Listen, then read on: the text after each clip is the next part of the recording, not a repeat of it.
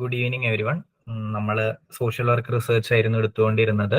Last ക്ലാസ്സിൽ നമ്മൾ നിർത്തിയത് ഡാറ്റ അനാലിസിസ് എന്ന് പറയുന്ന സെക്ഷനിലാണ്. അതിൽ നമ്മൾ ഡിസ്ക്രിപ്റ്റീവ് സ്റ്റാറ്റിസ്റ്റിക്സും ഇൻഫറൻഷ്യൽ സ്റ്റാറ്റിസ്റ്റിക്സും തമ്മിലുള്ള വ്യത്യാസം പറഞ്ഞിട്ട് നിർത്തി.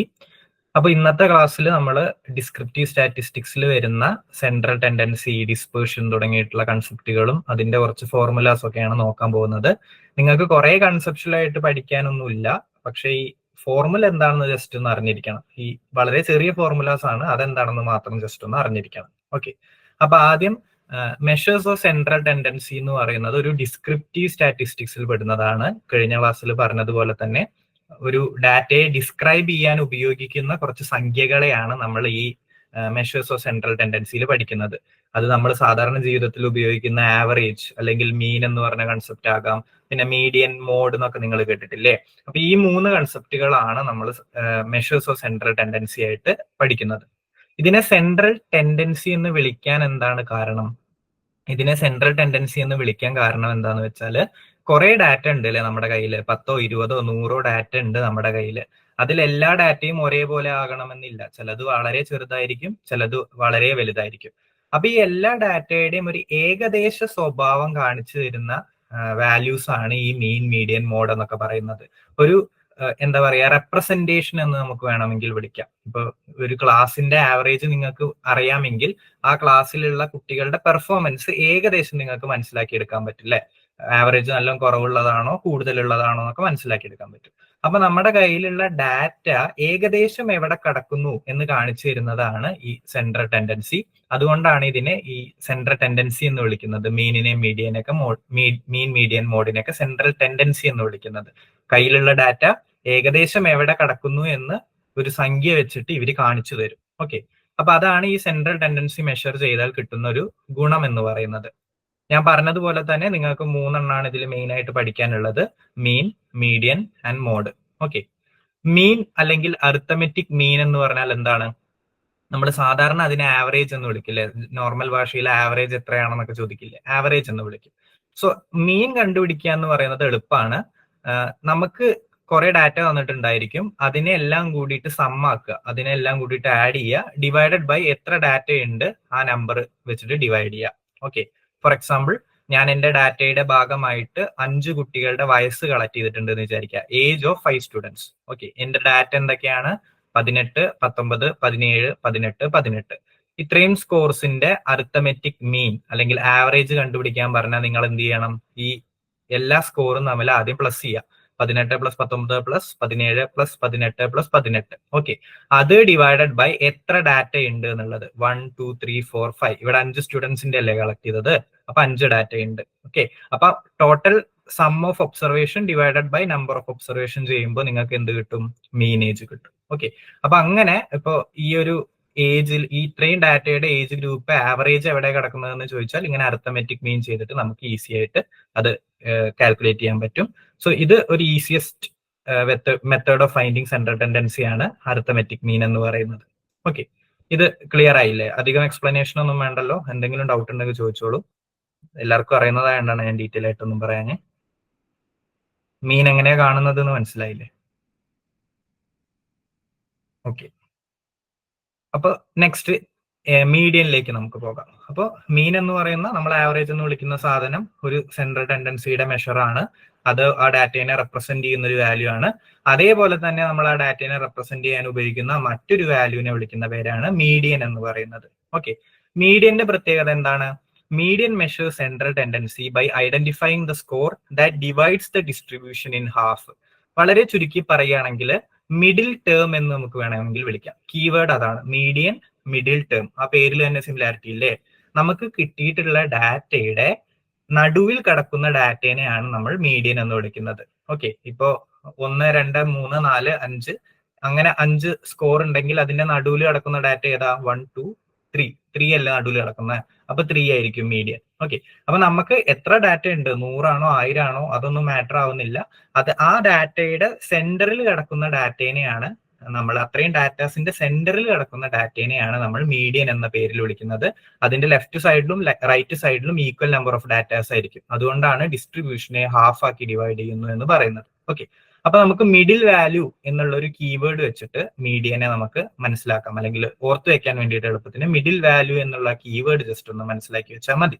ഇനി ഇപ്പൊ മീൻ കാണാൻ നമ്മൾ ഈ ഒരു ഫോർമുല പഠിച്ചതുപോലെ മീഡിയൻ എങ്ങനെയാ കാണുക എന്ന് നോക്കുക. അത് നമുക്കൊരു എക്സാമ്പിൾ വെച്ചിട്ട് നോക്കാം. സെയിം എക്സാമ്പിള്, 5 കുട്ടികളുടെ ഏജ് ഞാൻ കളക്ട് ചെയ്തു.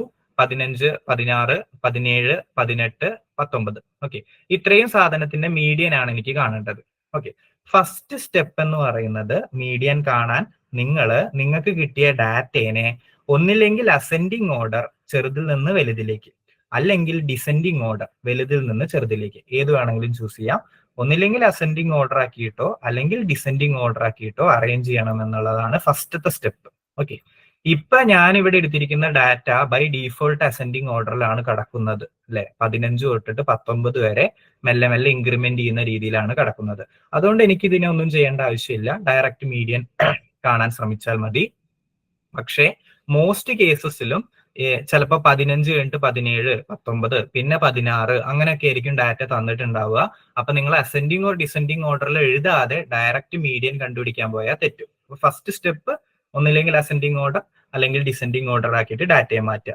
ഓക്കെ, ഇനി കുറച്ച് ഡാറ്റ ഉള്ളൂ എങ്കിൽ നിങ്ങൾക്ക് നോക്കിയാൽ തന്നെ മനസ്സിലാകും നടുവിൽ ഏത് ഡാറ്റയാ കിടക്കുന്നത് എന്ന്. ഓക്കെ, ഇവിടെ നോക്ക് 5 ഡാറ്റയേ ഉള്ളൂ. കറക്റ്റ് നടുവിൽ കിടക്കുന്ന ഡാറ്റ ഏതാണ്? 17 ആണ് അല്ലെ. 17ന്റെ ഇപ്പുറത്ത് 2 ഡാറ്റയുണ്ട്, ഈ സൈഡിൽ 2 ഡാറ്റയുണ്ട്. അപ്പൊ ഡിസ്ട്രിബ്യൂഷനെ കറക്റ്റ് 2 ഹാഫ് ആക്കി ഡിവൈഡ് ചെയ്യുന്ന ഡാറ്റ എന്ന് പറയുന്നത് 17 ആയതുകൊണ്ട് നിങ്ങൾക്ക് നോക്കിയിട്ട് തന്നെ മീഡിയൻ 17 ആണ് എന്ന് ജസ്റ്റ് നോക്കിയിട്ട് തന്നെ മനസ്സിലാക്കാൻ പറ്റും. പക്ഷെ എല്ലാ കേസസിലും ഇത് പോസിബിൾ ആയിക്കൊള്ളണമെന്നില്ല. എല്ലാ കേസസിലും നിങ്ങൾക്ക് ഇതേപോലെ നോക്കി കണ്ടുപിടിക്കാൻ പറ്റിക്കൊള്ളണമെന്നില്ല. 1000 ഡാറ്റയോ 2000 ഡാറ്റയോ ഒക്കെ നിങ്ങളുടെ മുന്നിൽ വരികയാണെങ്കിൽ ഇതേപോലെ എണ്ണിയിട്ട് സെന്റർ കണ്ടുപിടിക്കുക എന്ന് പറയുന്നത് ബുദ്ധിമുട്ടായിരിക്കും.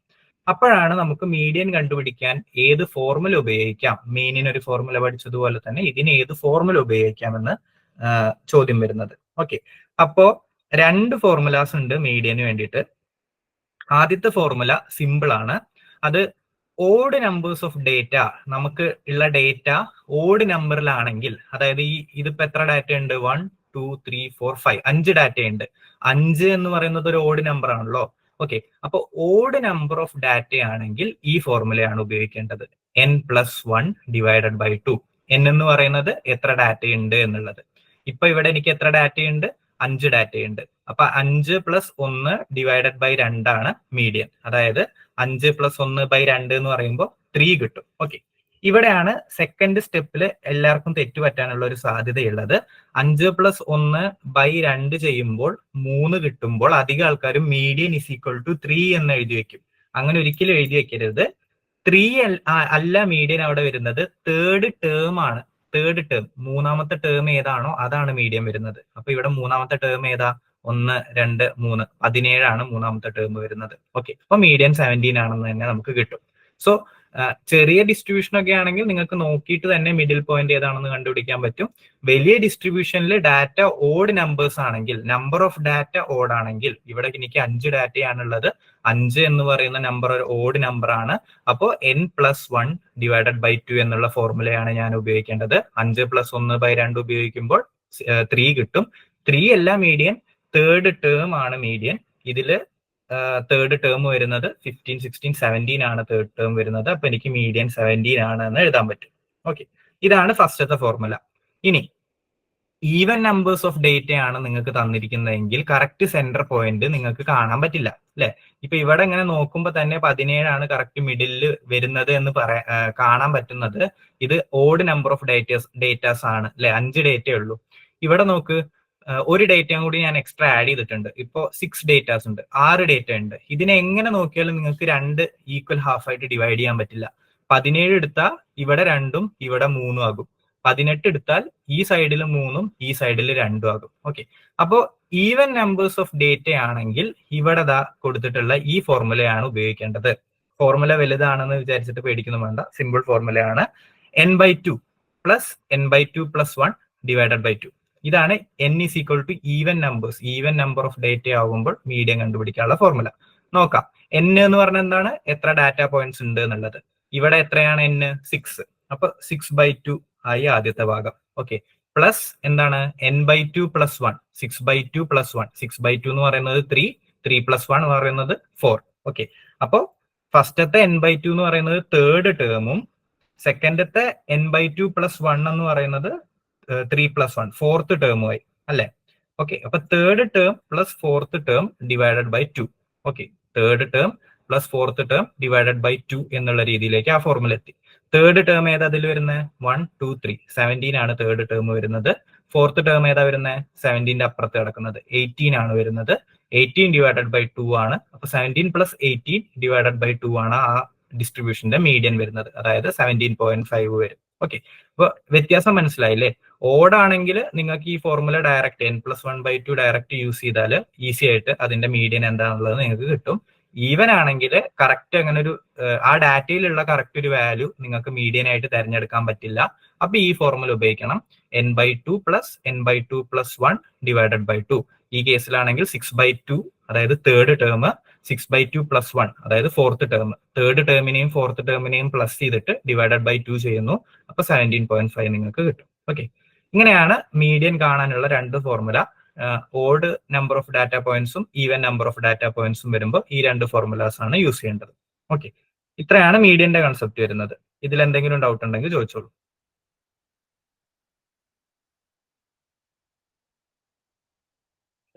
ക്ലിയർ ആയോ? കണക്ക് ചെയ്യാൻ മാത്രം പഠിച്ചാൽ മതി, വേറെ പ്രത്യേകിച്ച് ഇതിൽ കൺസെപ്റ്റ് ഒന്നും വരുന്നില്ല. ആ സെൻട്രൽ ടെൻഡൻസിയുടെ കൺസെപ്റ്റ് മാത്രം മനസ്സിലാക്കിയാൽ മതി. ഓക്കെ, അപ്പോ മീഡിയൻ എന്താണെന്നുള്ളത് മനസ്സിലായെങ്കിൽ ഈ രണ്ട് വാല്യൂസിന്റെ മീഡിയൻ ഒന്ന് പറയാൻ പറ്റും? ആദ്യം എളുപ്പമുള്ളത് എടുക്കാം. 2, 7, 8, 4, 5. ഇതിന്റെ മീഡിയൻ എന്തായിരിക്കും? ആർക്കെങ്കിലും പറയാൻ പറ്റുമോ? 2, 7, 8, 4, 5. 8 ആയിരിക്കും. ഉറപ്പാണോ? വേറെന്തെങ്കിലും ഉത്തരങ്ങൾ?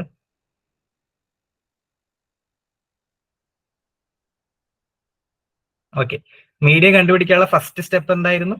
ആരെങ്കിലും ഒന്ന് പറയോ? അസെൻഡിങ്ങിലോ ഡിസെൻഡിങ്ങിലോ എഴുതണം.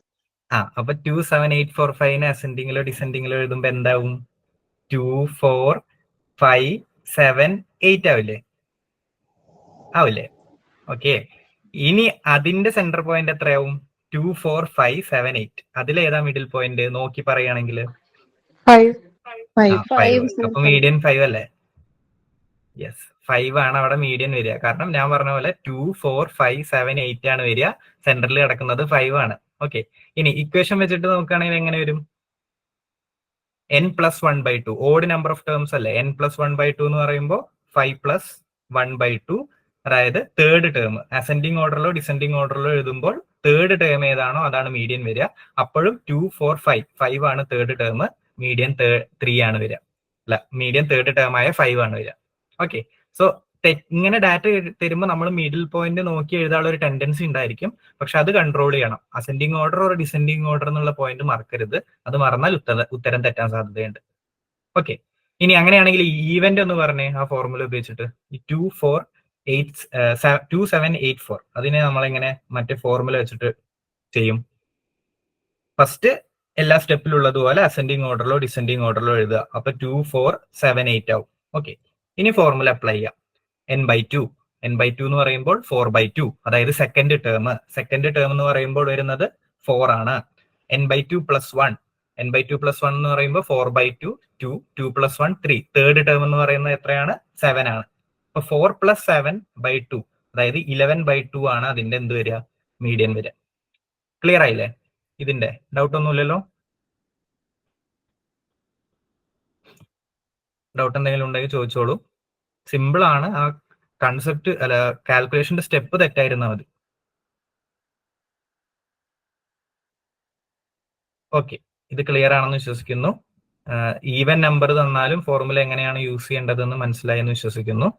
സോ ഇനി നെക്സ്റ്റ്, അപ്പൊ മീനും മീഡിയൻ എന്നുള്ള രണ്ട് സെൻട്രൽ ടെൻഡൻസി കഴിഞ്ഞാൽ പിന്നെ നമുക്ക് വരുന്നത് മോഡ് എന്ന് പറയുന്ന സെൻട്രൽ ടെൻഡൻസി ആണ്. മോഡിന്റെ കേസ് നോക്കുകയാണെങ്കിൽ വളരെ ഈസിയാണ് മോഡ് കണ്ടുപിടിക്കാൻ. Mode measures central tendency by identifying the most frequently occurring score in the distribution. നിങ്ങൾക്ക് കിട്ടിയ ഡാറ്റ സെറ്റ്, നിങ്ങൾക്ക് കിട്ടിയ ഡാറ്റയിൽ ഏറ്റവും കൂടുതൽ റിപ്പീറ്റ് ആയി വരുന്ന വാല്യൂ ഏതാണെന്ന് നോക്കുക. ഏറ്റവും കൂടുതൽ റിപ്പീറ്റ് ആയി വരുന്ന വാല്യൂവിനെയാണ് നമ്മൾ മോഡ് എന്നുള്ള പേരിൽ വിളിക്കുന്നത്. ഓക്കെ, ഇപ്പൊ നോക്ക്, ഈ ഡേറ്റയിൽ 15 എന്ന് പറയുന്ന വാല്യൂ 1, 2, 3, 4 4 വട്ടം റിപ്പീറ്റ് ആയിട്ട് വരുന്നുണ്ട്. 17 2 വട്ടം, 16 2 വട്ടം, 18 ഒരു വട്ടം. അപ്പൊ ഏറ്റവും കൂടുതൽ റിപ്പീറ്റ് ആയിട്ടുള്ള വാല്യൂ 15 ആയതുകൊണ്ട് ഈ ഡിസ്ട്രിബ്യൂഷന്റെ മോഡ് എന്ന് പറയുന്നത് 15 ആയിരിക്കും. ഏറ്റവും കൂടുതൽ റിപ്പീറ്റ് ചെയ്യുന്ന വാല്യൂവിനെയാണ് നമ്മൾ എന്ത് പറയുന്നത്, മോഡ് എന്നുള്ള പേരിൽ വിളിക്കുന്നത്. Okay, so mean, median, mode, ഇത്രയേ ഉള്ളൂ കൺസെപ്റ്റ്. കാൽക്കുലേറ്റ് ചെയ്യേണ്ടത് എങ്ങനെയാണെന്ന് പറഞ്ഞു തന്നിട്ടുണ്ട്. എന്തെങ്കിലും ഡൗട്ട് ഉണ്ടെങ്കിൽ ചോദിച്ചോളൂ. സാറേ ഈ മോഡിനകത്തെ ഇപ്പൊ റിപ്പീറ്റഡ് ആയിട്ട് വരുമ്പം വേറൊരെണ്ണം ഇതേ സെയിം ആയിട്ട് റിപ്പീറ്റഡ് ആയിട്ട് വന്നാലോ സാറേ, അങ്ങനെ വരുമോ? രണ്ട് മോഡ് വരാം. അപ്പോ രണ്ട് റിപ്പീറ്റേഷൻസ്. അപ്പൊ 15 രണ്ടെണ്ണം, 16 രണ്ടെണ്ണം വന്നാൽ 15 16 മോഡാവും.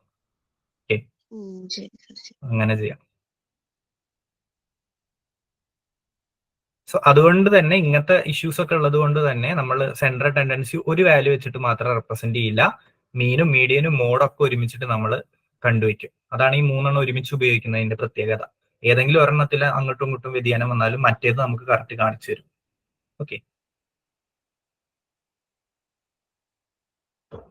വേറെ എന്തെങ്കിലും ഡൗട്ട്? സാർ നമുക്ക് എക്സാമിന് പ്രോബ്ലം ആണോ സാറേ ചോദിക്കുന്നത്? അധികം ഈ മീൻ മീഡിയൻ മോഡൊക്കെ ചെറിയ ഡേറ്റ വന്നിട്ട് പ്രോബ്ലം ഒക്കെ ആയിരിക്കും ചോദിക്കുക. അല്ലെങ്കിൽ സെൻട്രൽ ടെൻഡൻസി ഏതാണെന്ന് ഐഡന്റിഫൈ ചെയ്യുക, അങ്ങനത്തെ കേസസ് ഒക്കെ ആയിരിക്കും ചോദിക്കുക. ഓക്കെ, അല്ലാതെ ഡീറ്റെയിൽ ആയിട്ട് വേറെ ഒന്നും ഇല്ല ഇതെന്ന് ചോദിക്കാൻ. കൺസെപ്ച്വൽ ആയിട്ട് വേറെ ഒന്നും ഇല്ല പഠിക്കാൻ.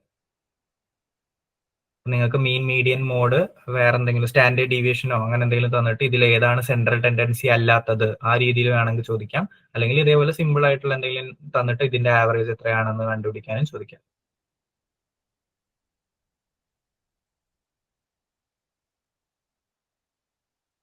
ഓക്കെ, അപ്പൊ മീൻ മീഡിയൻ മോഡ് എല്ലാവർക്കും ക്ലിയർ അല്ലേ? ഡൗട്ട് ഒന്നുമില്ലല്ലോ? അങ്ങനെയാണെങ്കിൽ നമുക്ക് അടുത്തയിലേക്ക് കിടക്കാം. അപ്പൊ ഫസ്റ്റ് ഡിസ്ക്രിപ്റ്റീവ് സ്റ്റാറ്റിസ്റ്റിക്സിൽ സെൻട്രൽ ടെൻഡൻസി നമ്മൾ പഠിച്ചു. ഡാറ്റേനെ ഡിസ്ക്രൈബ് ചെയ്യുന്ന, ഏകദേശം ഡാറ്റേനെ മൊത്തത്തിൽ ഡിസ്ക്രൈബ് ചെയ്യുന്ന ഒരു വാല്യൂ, അതാണ് മീൻ മീഡിയൻ മോഡിൽ വരുന്നത്. ഓക്കെ, അടുത്ത് നമ്മൾ പഠിക്കാൻ പോകുന്നത് മെഷേഴ്സ് ഓഫ് ഡിസ്പേർഷൻ ആണ്. ഡിസ്പേർഷൻ എന്ന് പറഞ്ഞാൽ എന്താ? സ്കാറ്റർ ആയി പോകുന്നതിനെയാണ് ഡിസ്പേഴ്സ് ആവുക എന്നൊക്കെ പറയുന്നത് അല്ലെ, അസംബ്ലി ഡിസ്പേഴ്സ്ഡ് എന്നൊക്കെ പറയില്ലേ. അപ്പൊ ഡിസ്പേർഷൻ എന്താണ് കാണിക്കുന്നത് എന്ന് വെച്ചാൽ, ഓരോ വാല്യൂം മീനിൽ നിന്ന് കുറച്ച് വിട്ടിട്ടായിരിക്കുമല്ലോ നിൽക്കുക. അതായത് ഇപ്പോ ഒരു ക്ലാസിന്റെ ആവറേജ് മാർക്ക് 40 ആണെന്ന് വിചാരിക്കുക.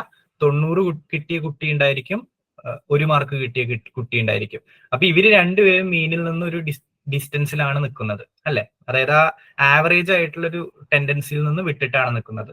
ഇത് എത്രത്തോളം ഇങ്ങനെ സ്കോറുകൾ വിട്ടു നിൽക്കുന്നുണ്ട്, എത്രത്തോളം സ്കോറുകൾ സ്കാറ്റർ ആയി കിടക്കുന്നുണ്ട് എന്ന് കാണിക്കുന്ന വാല്യൂസിനെയാണ് നമ്മൾ മെഷേഴ്സ് ഓഫ് ഡിസ്പേർഷൻ എന്ന് പറയുന്നത്.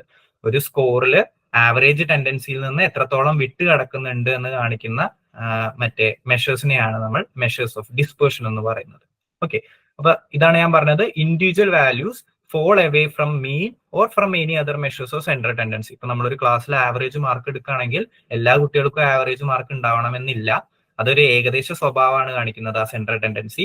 അപ്പോൾ ചില കുട്ടികൾക്ക് 1 ആയിരിക്കും, ചില കുട്ടികൾക്ക് 90 ആയിരിക്കും. അപ്പൊ ഈ 1 40 മാർക്സിൽ നിന്ന് വിട്ടു കടക്കുന്നതും 90 40 മാർക്സിൽ നിന്ന് വിട്ടു കടക്കുന്നതും രണ്ടറ്റത്താണ്. ഓക്കെ, ഈ എത്രത്തോളം ഇത് വിട്ട് കിടക്കുന്നുണ്ട്, എത്രത്തോളം എക്സ്റ്റെന്റിലാണ് ഇത് കിടക്കുന്നത് എന്ന് കാണിക്കുന്ന വാല്യൂസിനെയാണ് മെഷേഴ്സ് ഓഫ് ഡിസ്പേർഷൻ എന്ന് പറയുന്നത്.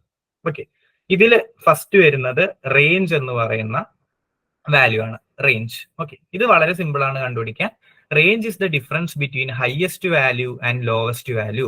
നിങ്ങൾക്ക് കിട്ടിയിട്ടുള്ള ഡാറ്റയിലെ ഏറ്റവും ഹയസ്റ്റ് വാല്യൂവും ഏറ്റവും ലോവസ്റ്റ് വാല്യൂവും തമ്മിലുള്ള ഡിഫറൻസിനെയാണ് നമ്മൾ റേഞ്ച് എന്ന് വിളിക്കുന്നത്. ഏറ്റവും ഹയസ്റ്റ് വാല്യൂവും ഏറ്റവും ലോവസ്റ്റ് വാല്യൂവും തമ്മിലുള്ള ഡിഫറൻസ്. എക്സാമ്പിൾ, ഒരു ഡാറ്റ സെറ്റ് നമുക്ക് എടുക്കാം. 14, 15, 6, 10, 20. ഓക്കെ, ഇതിന്റെ ഹയസ്റ്റ് വാല്യൂ എത്രയാണ്? 20. ഏറ്റവും ലോവസ്റ്റ് വാല്യൂ എത്രയാണ്? 6. അപ്പൊ റേഞ്ച് എത്രയായിരിക്കും? 14. 20 - 6 14. ഓക്കെ, സോ അങ്ങനെ ഹയസ്റ്റ് വാല്യൂ ലോവസ്റ്റ് വാല്യൂം തമ്മിൽ സബ്സ്ട്രാക്ട് ചെയ്യുക അല്ലെങ്കിൽ ഡിഫറൻസ് കാണുമ്പോഴാണ് നിങ്ങൾക്ക് റേഞ്ച് കിട്ടുക എന്നുള്ള കൺസെപ്റ്റ് ജസ്റ്റ് മനസ്സിലാക്കി വെക്കുക. ഇനി റേഞ്ച് ഹൈ ആണെങ്കിൽ അതിന്റെ അർത്ഥം എന്താ? റേഞ്ച് നല്ല കൂടുതലാണെങ്കിൽ അതിന്റെ അർത്ഥം എന്താ? Data points are widely dispersed. അതായത് ആവറേജിന്റെ അടുത്തല്ല ഡാറ്റ കിടക്കുന്നത്, നല്ല വിട്ടിട്ടാണ് കിടക്കുന്നത് എന്നാണ് റേഞ്ച് ഹൈ ആയ സൂചിപ്പിക്കുന്നത്. എക്സ്ട്രീം വാല്യൂസ് ഉണ്ട് ഡാറ്റയിൽ, നല്ല മാർക്ക് കുറഞ്ഞ കുട്ടികളുണ്ട്, നല്ല മാർക്ക് കൂടിയ കുട്ടികളുണ്ട്. അതുകൊണ്ടാണ് റേഞ്ച് ഇത്രയും വലുതായത് എന്ന് നമുക്ക് മനസ്സിലാക്കാൻ പറ്റും. അവിടെയാണ് അതിന്റെ സിഗ്നിഫിക്കൻസ് വരുന്നത്. ഒരു ഡാറ്റയുടെ റേഞ്ച് നോക്കിയാൽ തന്നെ നമുക്ക് മനസ്സിലാക്കാൻ പറ്റും എത്ര കുട്ടികളെ ആവറേജിന്റെ അടുത്ത് കിടക്കാൻ സാധ്യതയുണ്ട്, എത്ര കുട്ടികൾക്ക് എക്സ്ട്രീം മാർക്ക് വരാൻ സാധ്യതയുണ്ട്. ഓക്കെ, അപ്പോൾ റേഞ്ച് എന്ന് പറയുന്നത് എന്താണ്? Difference between highest value and lowest value. ഇത് ക്ലിയർ ആയെന്ന് വിശ്വസിക്കുന്നു. ഡൗട്ട് എന്തെങ്കിലും ഉണ്ടെങ്കിൽ ചോദിച്ചോ.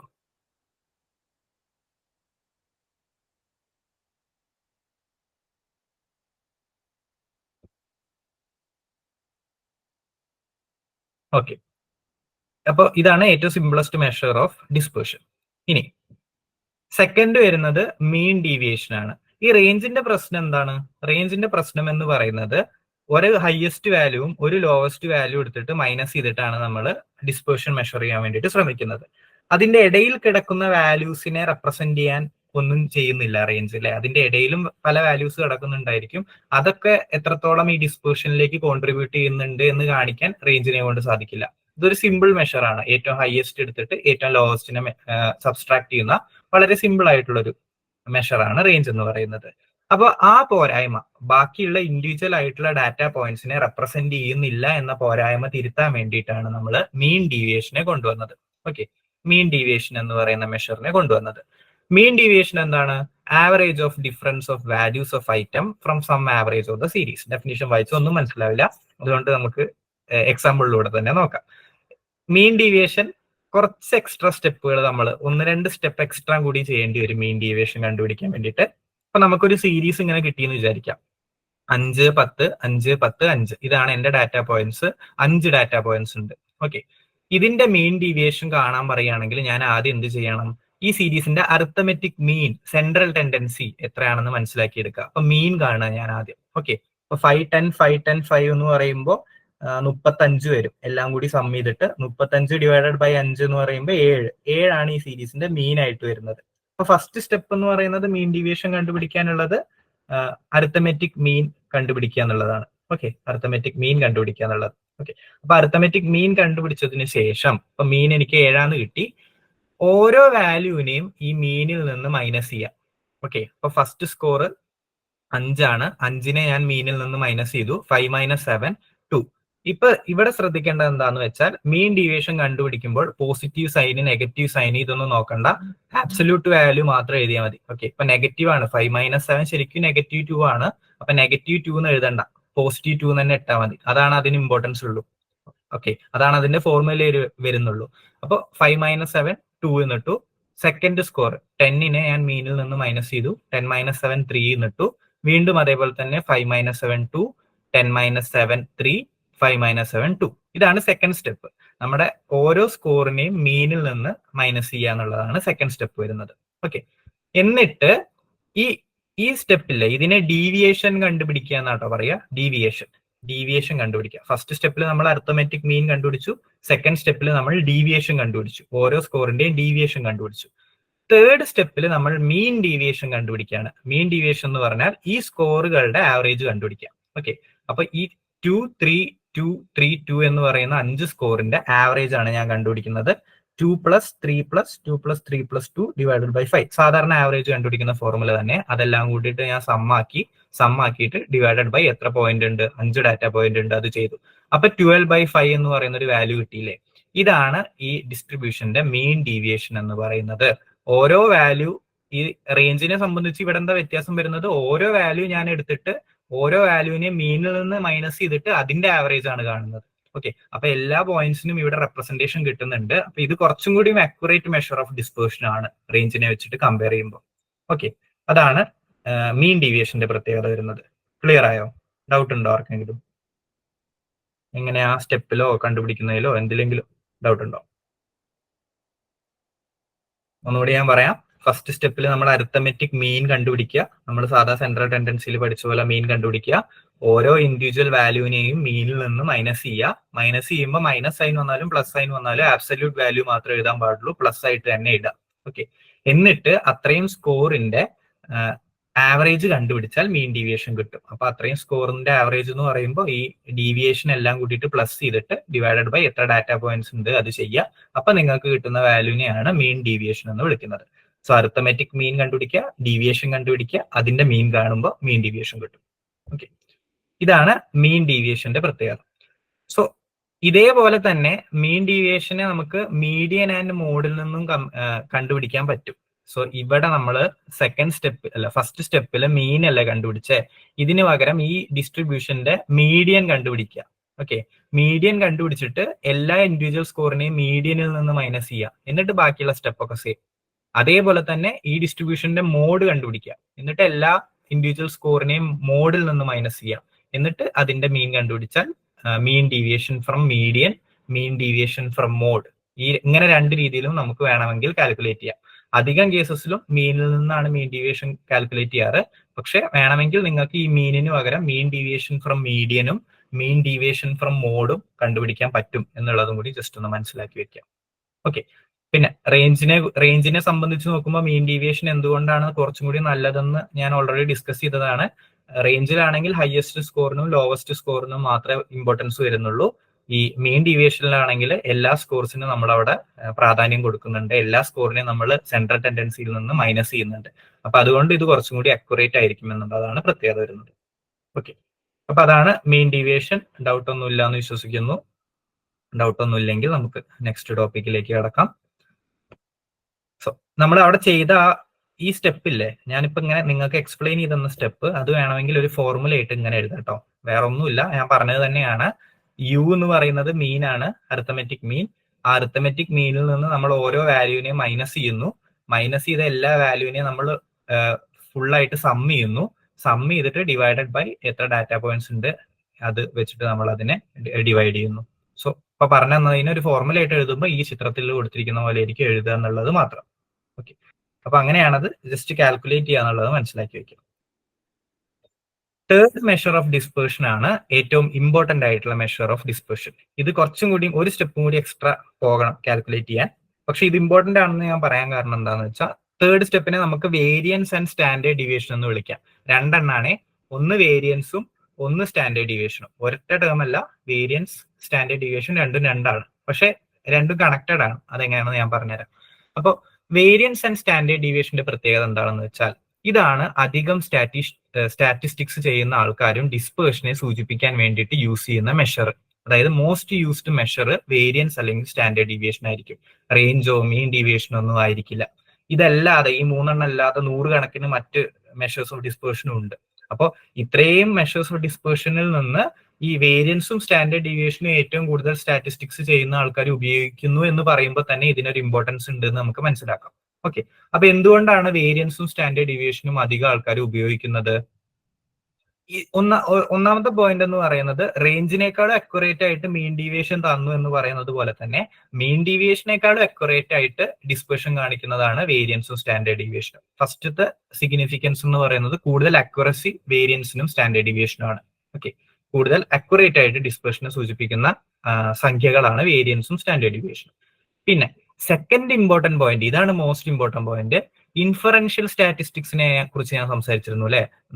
നമുക്ക് റിസർച്ച് ചെയ്ത് കിട്ടുന്ന റിസൾട്ട്, സാമ്പിളിൽ നിന്ന് കിട്ടുന്ന റിസൾട്ടിനെ പോപ്പുലേഷനിലേക്ക് ജനറലൈസ് ചെയ്തിട്ട് പറയാൻ വേണ്ടിയിട്ട് ഞാൻ ഉപയോഗിക്കുന്ന സ്റ്റാറ്റിസ്റ്റിക്സ് ആണ് ഇൻഫറൻഷ്യൽ സ്റ്റാറ്റിസ്റ്റിക്സ്. ആ ഇൻഫറൻഷ്യൽ സ്റ്റാറ്റിസ്റ്റിക്സിൽ പല ഫോർമുലാസും യൂസ് ചെയ്യുമ്പോൾ അതിലേക്ക് ഞാൻ ഉപയോഗിക്കുന്ന വാല്യൂ എന്ന് പറയുന്നത് ഒന്നില്ലെങ്കിൽ വേരിയൻസോ അല്ലെങ്കിൽ സ്റ്റാൻഡേർഡ് ഡീവിയേഷനോ ആയിരിക്കും. ഓക്കെ, അപ്പോൾ വെറും ഡിസ്ക്രിപ്റ്റീവ് സ്റ്റാറ്റിസ്റ്റിക്സിൽ മാത്രം ഉപയോഗിക്കാതെ ഇൻഫറൻഷ്യൽ സ്റ്റാറ്റിസ്റ്റിക്സിലും ഇതിനൊരു റോൾ ഉള്ളത് കൊണ്ടാണ് ഇത് most popular measure of dispersion ആയി മാറിയത് എന്നുള്ളത് മനസ്സിലാക്കി വെക്കുക. സോ ഇൻഫറൻഷ്യൽ സ്റ്റാറ്റിസ്റ്റിക്സിനും അതിലും ഇതിന് റോൾ ഉണ്ട്. അതുകൂടാതെ തന്നെ ഏറ്റവും അക്യുറേറ്റ് ആയിട്ടുള്ള ഒരു മെഷർ ഓഫ് ഡിസ്പേർഷൻ ആണ് വേരിയൻസ് ആൻഡ് സ്റ്റാൻഡേർഡ് ഡീവിയേഷൻ എന്നുള്ള ആ രണ്ട് പോയിന്റ്സ് ജസ്റ്റ് ഒന്ന് മനസ്സിലാക്കി വെക്കുക.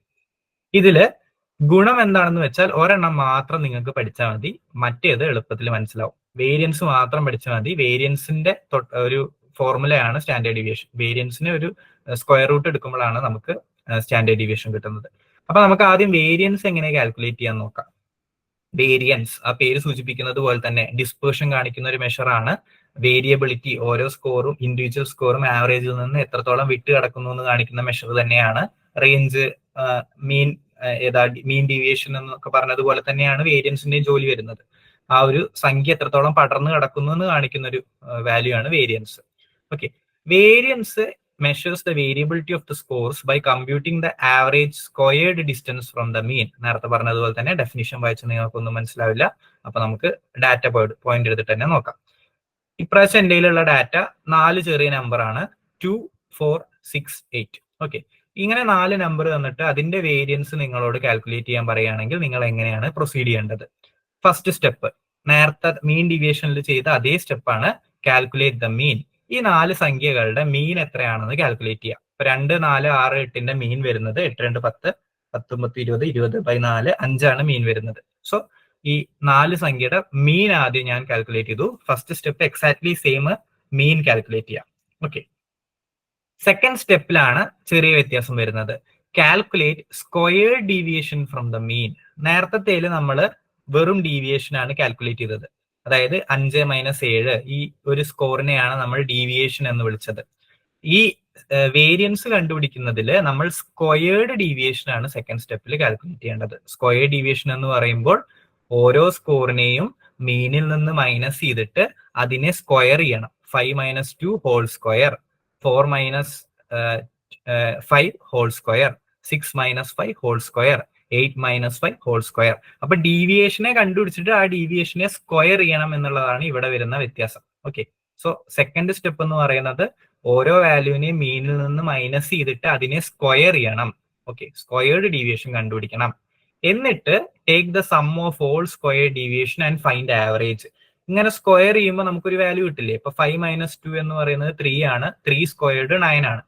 പിന്നെന്താ 4 - 5 എന്ന് പറയുന്നത് 1 ആണ്, 1 സ്ക്വയർഡ് 1 ആണ്. 6 - 5 എന്ന് പറയുന്നത് 1 ആണ്, 1 സ്ക്വയർഡ് 1 ആണ്. 8 - 5 എന്ന് പറയുന്നത് 3 ആണ്, 3 സ്ക്വയർഡ് 9 ആണ്. ഇങ്ങനെ ഓരോ വാല്യൂസ് കിട്ടും. അതിന്റെ എല്ലാം ആവറേജ് കണ്ടുപിടിക്കുക. അപ്പൊ അതിനെല്ലാം സം ചെയ്തു, ഡിവൈഡഡ് ബൈ എത്ര ഡാറ്റയുണ്ട്? 1, 2, 3, 4. 1, 2, 3, 4. അപ്പൊ ഇവിടെ ഡിവൈഡഡ് ബൈ 4 ചെയ്തു. ഓക്കെ, അതിന്റെ ആവറേജ് കണ്ടുപിടിച്ചു. അങ്ങനെ ആവറേജ് കണ്ടുപിടിക്കുമ്പോൾ നിങ്ങൾക്ക് കിട്ടുന്ന വാല്യൂ എന്താണോ അതിനെയാണ് നിങ്ങൾ വേരിയൻസ് എന്ന് വിളിക്കുന്നത്. ഓക്കെ, അങ്ങനെ കിട്ടുന്ന വാല്യൂവിനെയാണ്, അല്ലെങ്കിൽ ആ കിട്ടുന്ന ഡാറ്റയിൽ നിന്ന് കിട്ടുന്ന വാല്യൂവിനെയാണ് വേരിയൻസ് എന്ന് വിളിക്കുന്നത്. ഈ വേരിയൻസിനെ നിങ്ങൾ ഇൻഫറൻഷ്യൽ സ്റ്റാറ്റിസ്റ്റിക്സിൽ പല ടെസ്റ്റുകളും ചെയ്യുമ്പോൾ ഫോർമുലയ്ക്ക് ഇട്ട് കൊടുക്കാറുണ്ട്. അതുകൊണ്ട് ഇതൊരു ഇമ്പോർട്ടന്റ് മെഷർ ആണെന്നുള്ള കാര്യം കൂടി ജസ്റ്റ് ഒന്ന് മനസ്സിലാക്കി വെക്കുക. വേരിയൻസ് എങ്ങനെ കാൽക്കുലേറ്റ് ചെയ്യേണ്ടതെന്ന് ക്ലിയർ ആയോ? ഡൗട്ട് ഉണ്ടോ? ഉണ്ടെങ്കിൽ ചോദിച്ചോളൂ.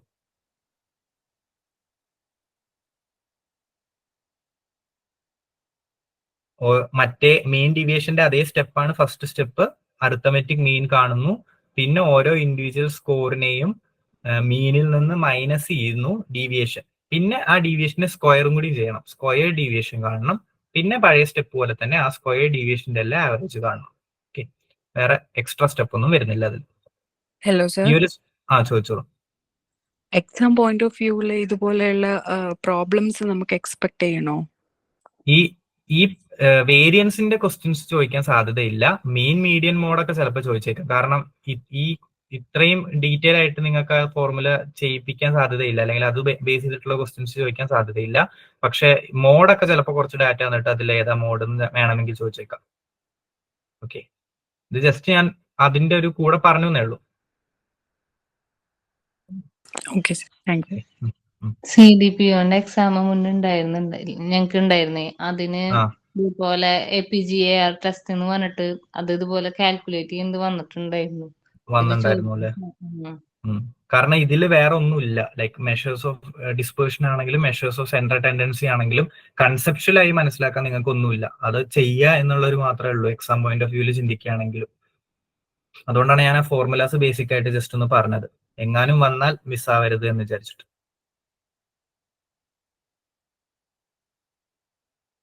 ഓക്കെ, അപ്പൊ ഇത് ക്ലിയർ ആയില്ലേ? വേരിയൻസ് എങ്ങനെ കാൽക്കുലേറ്റ് ചെയ്യേണ്ടത് എന്നുള്ളത് ക്ലിയർ ആയില്ലേ? ക്ലിയർ ആയെങ്കിൽ സ്റ്റാൻഡേർഡ് ഡീവിയേഷൻ എന്താണെന്ന് പഠിക്കാം. സ്റ്റാൻഡേർഡ് ഡീവിയേഷൻ എന്ന് പറയുന്നത് സ്ക്വയർ റൂട്ട് ഓഫ് വേരിയൻസ് ആണ്. ഇത്രയേ ഉള്ളൂ സ്റ്റാൻഡേർഡ് ഡീവിയേഷൻ. ഈ വേരിയൻസിന് കിട്ടുന്ന വാല്യൂവിനെ നമ്മൾ സ്ക്വയർ റൂട്ട് എടുക്കുക. അപ്പോൾ √5 എത്രയാണ്? ആ വാല്യൂവിനെയാണ് നമ്മൾ സ്റ്റാൻഡേർഡ് ഡീവിയേഷൻ എന്ന് വിളിക്കുന്നത്. വേറെ എക്സ്ട്രാ ഫോർമുലയോ എക്സ്ട്രാ സ്റ്റെപ്പുകളോ ഒന്നുമില്ല. വേരിയൻസ് ചെയ്ത് കിട്ടുന്ന വാല്യൂവിനെ സ്ക്വയർ റൂട്ട് എടുക്കുമ്പോൾ സ്റ്റാൻഡേർഡ് ഡീവിയേഷൻ കിട്ടും. ഓക്കെ, അപ്പൊ ഇത് ചിലപ്പോൾ ചോദിക്കും സ്ക്വയർ റൂട്ട് ഓഫ് വേരിയൻസ് എന്താണ് എന്ന് ചോദിച്ചിട്ട് ചിലപ്പോൾ ഓപ്ഷൻസ് ഒക്കെ തരാം. അല്ലെങ്കിൽ സ്റ്റാൻഡേർഡ് ഡീവിയേഷൻ വേരിയൻസും തമ്മിലുള്ള റിലേഷൻ എന്താണെന്നുള്ളതൊക്കെ ചോദിക്കാം. ഓക്കെ, അപ്പൊ സ്റ്റാൻഡേർഡ് ഡീവിയേഷൻ എന്ന് പറയുന്നത് ഈ വേരിയൻസിന്റെ സ്ക്വയർ റൂട്ട് ആണ് എന്നുള്ള പോയിന്റ് ജസ്റ്റ് ഒന്ന് മനസ്സിലാക്കി വെക്കുക. സോ ഈ 3 മെഷേഴ്സ് ഓഫ് ഡിസ്പേർഷൻ ക്ലിയർ ആയോ? റേഞ്ച്, മീൻ ഡീവിയേഷൻ, പിന്നെ വേരിയൻസ് ആൻഡ് സ്റ്റാൻഡേർഡ് ഡീവിയേഷൻ. എന്തെങ്കിലും ഡൗട്ട് ഉണ്ടെങ്കിൽ ചോദിച്ചോളൂ.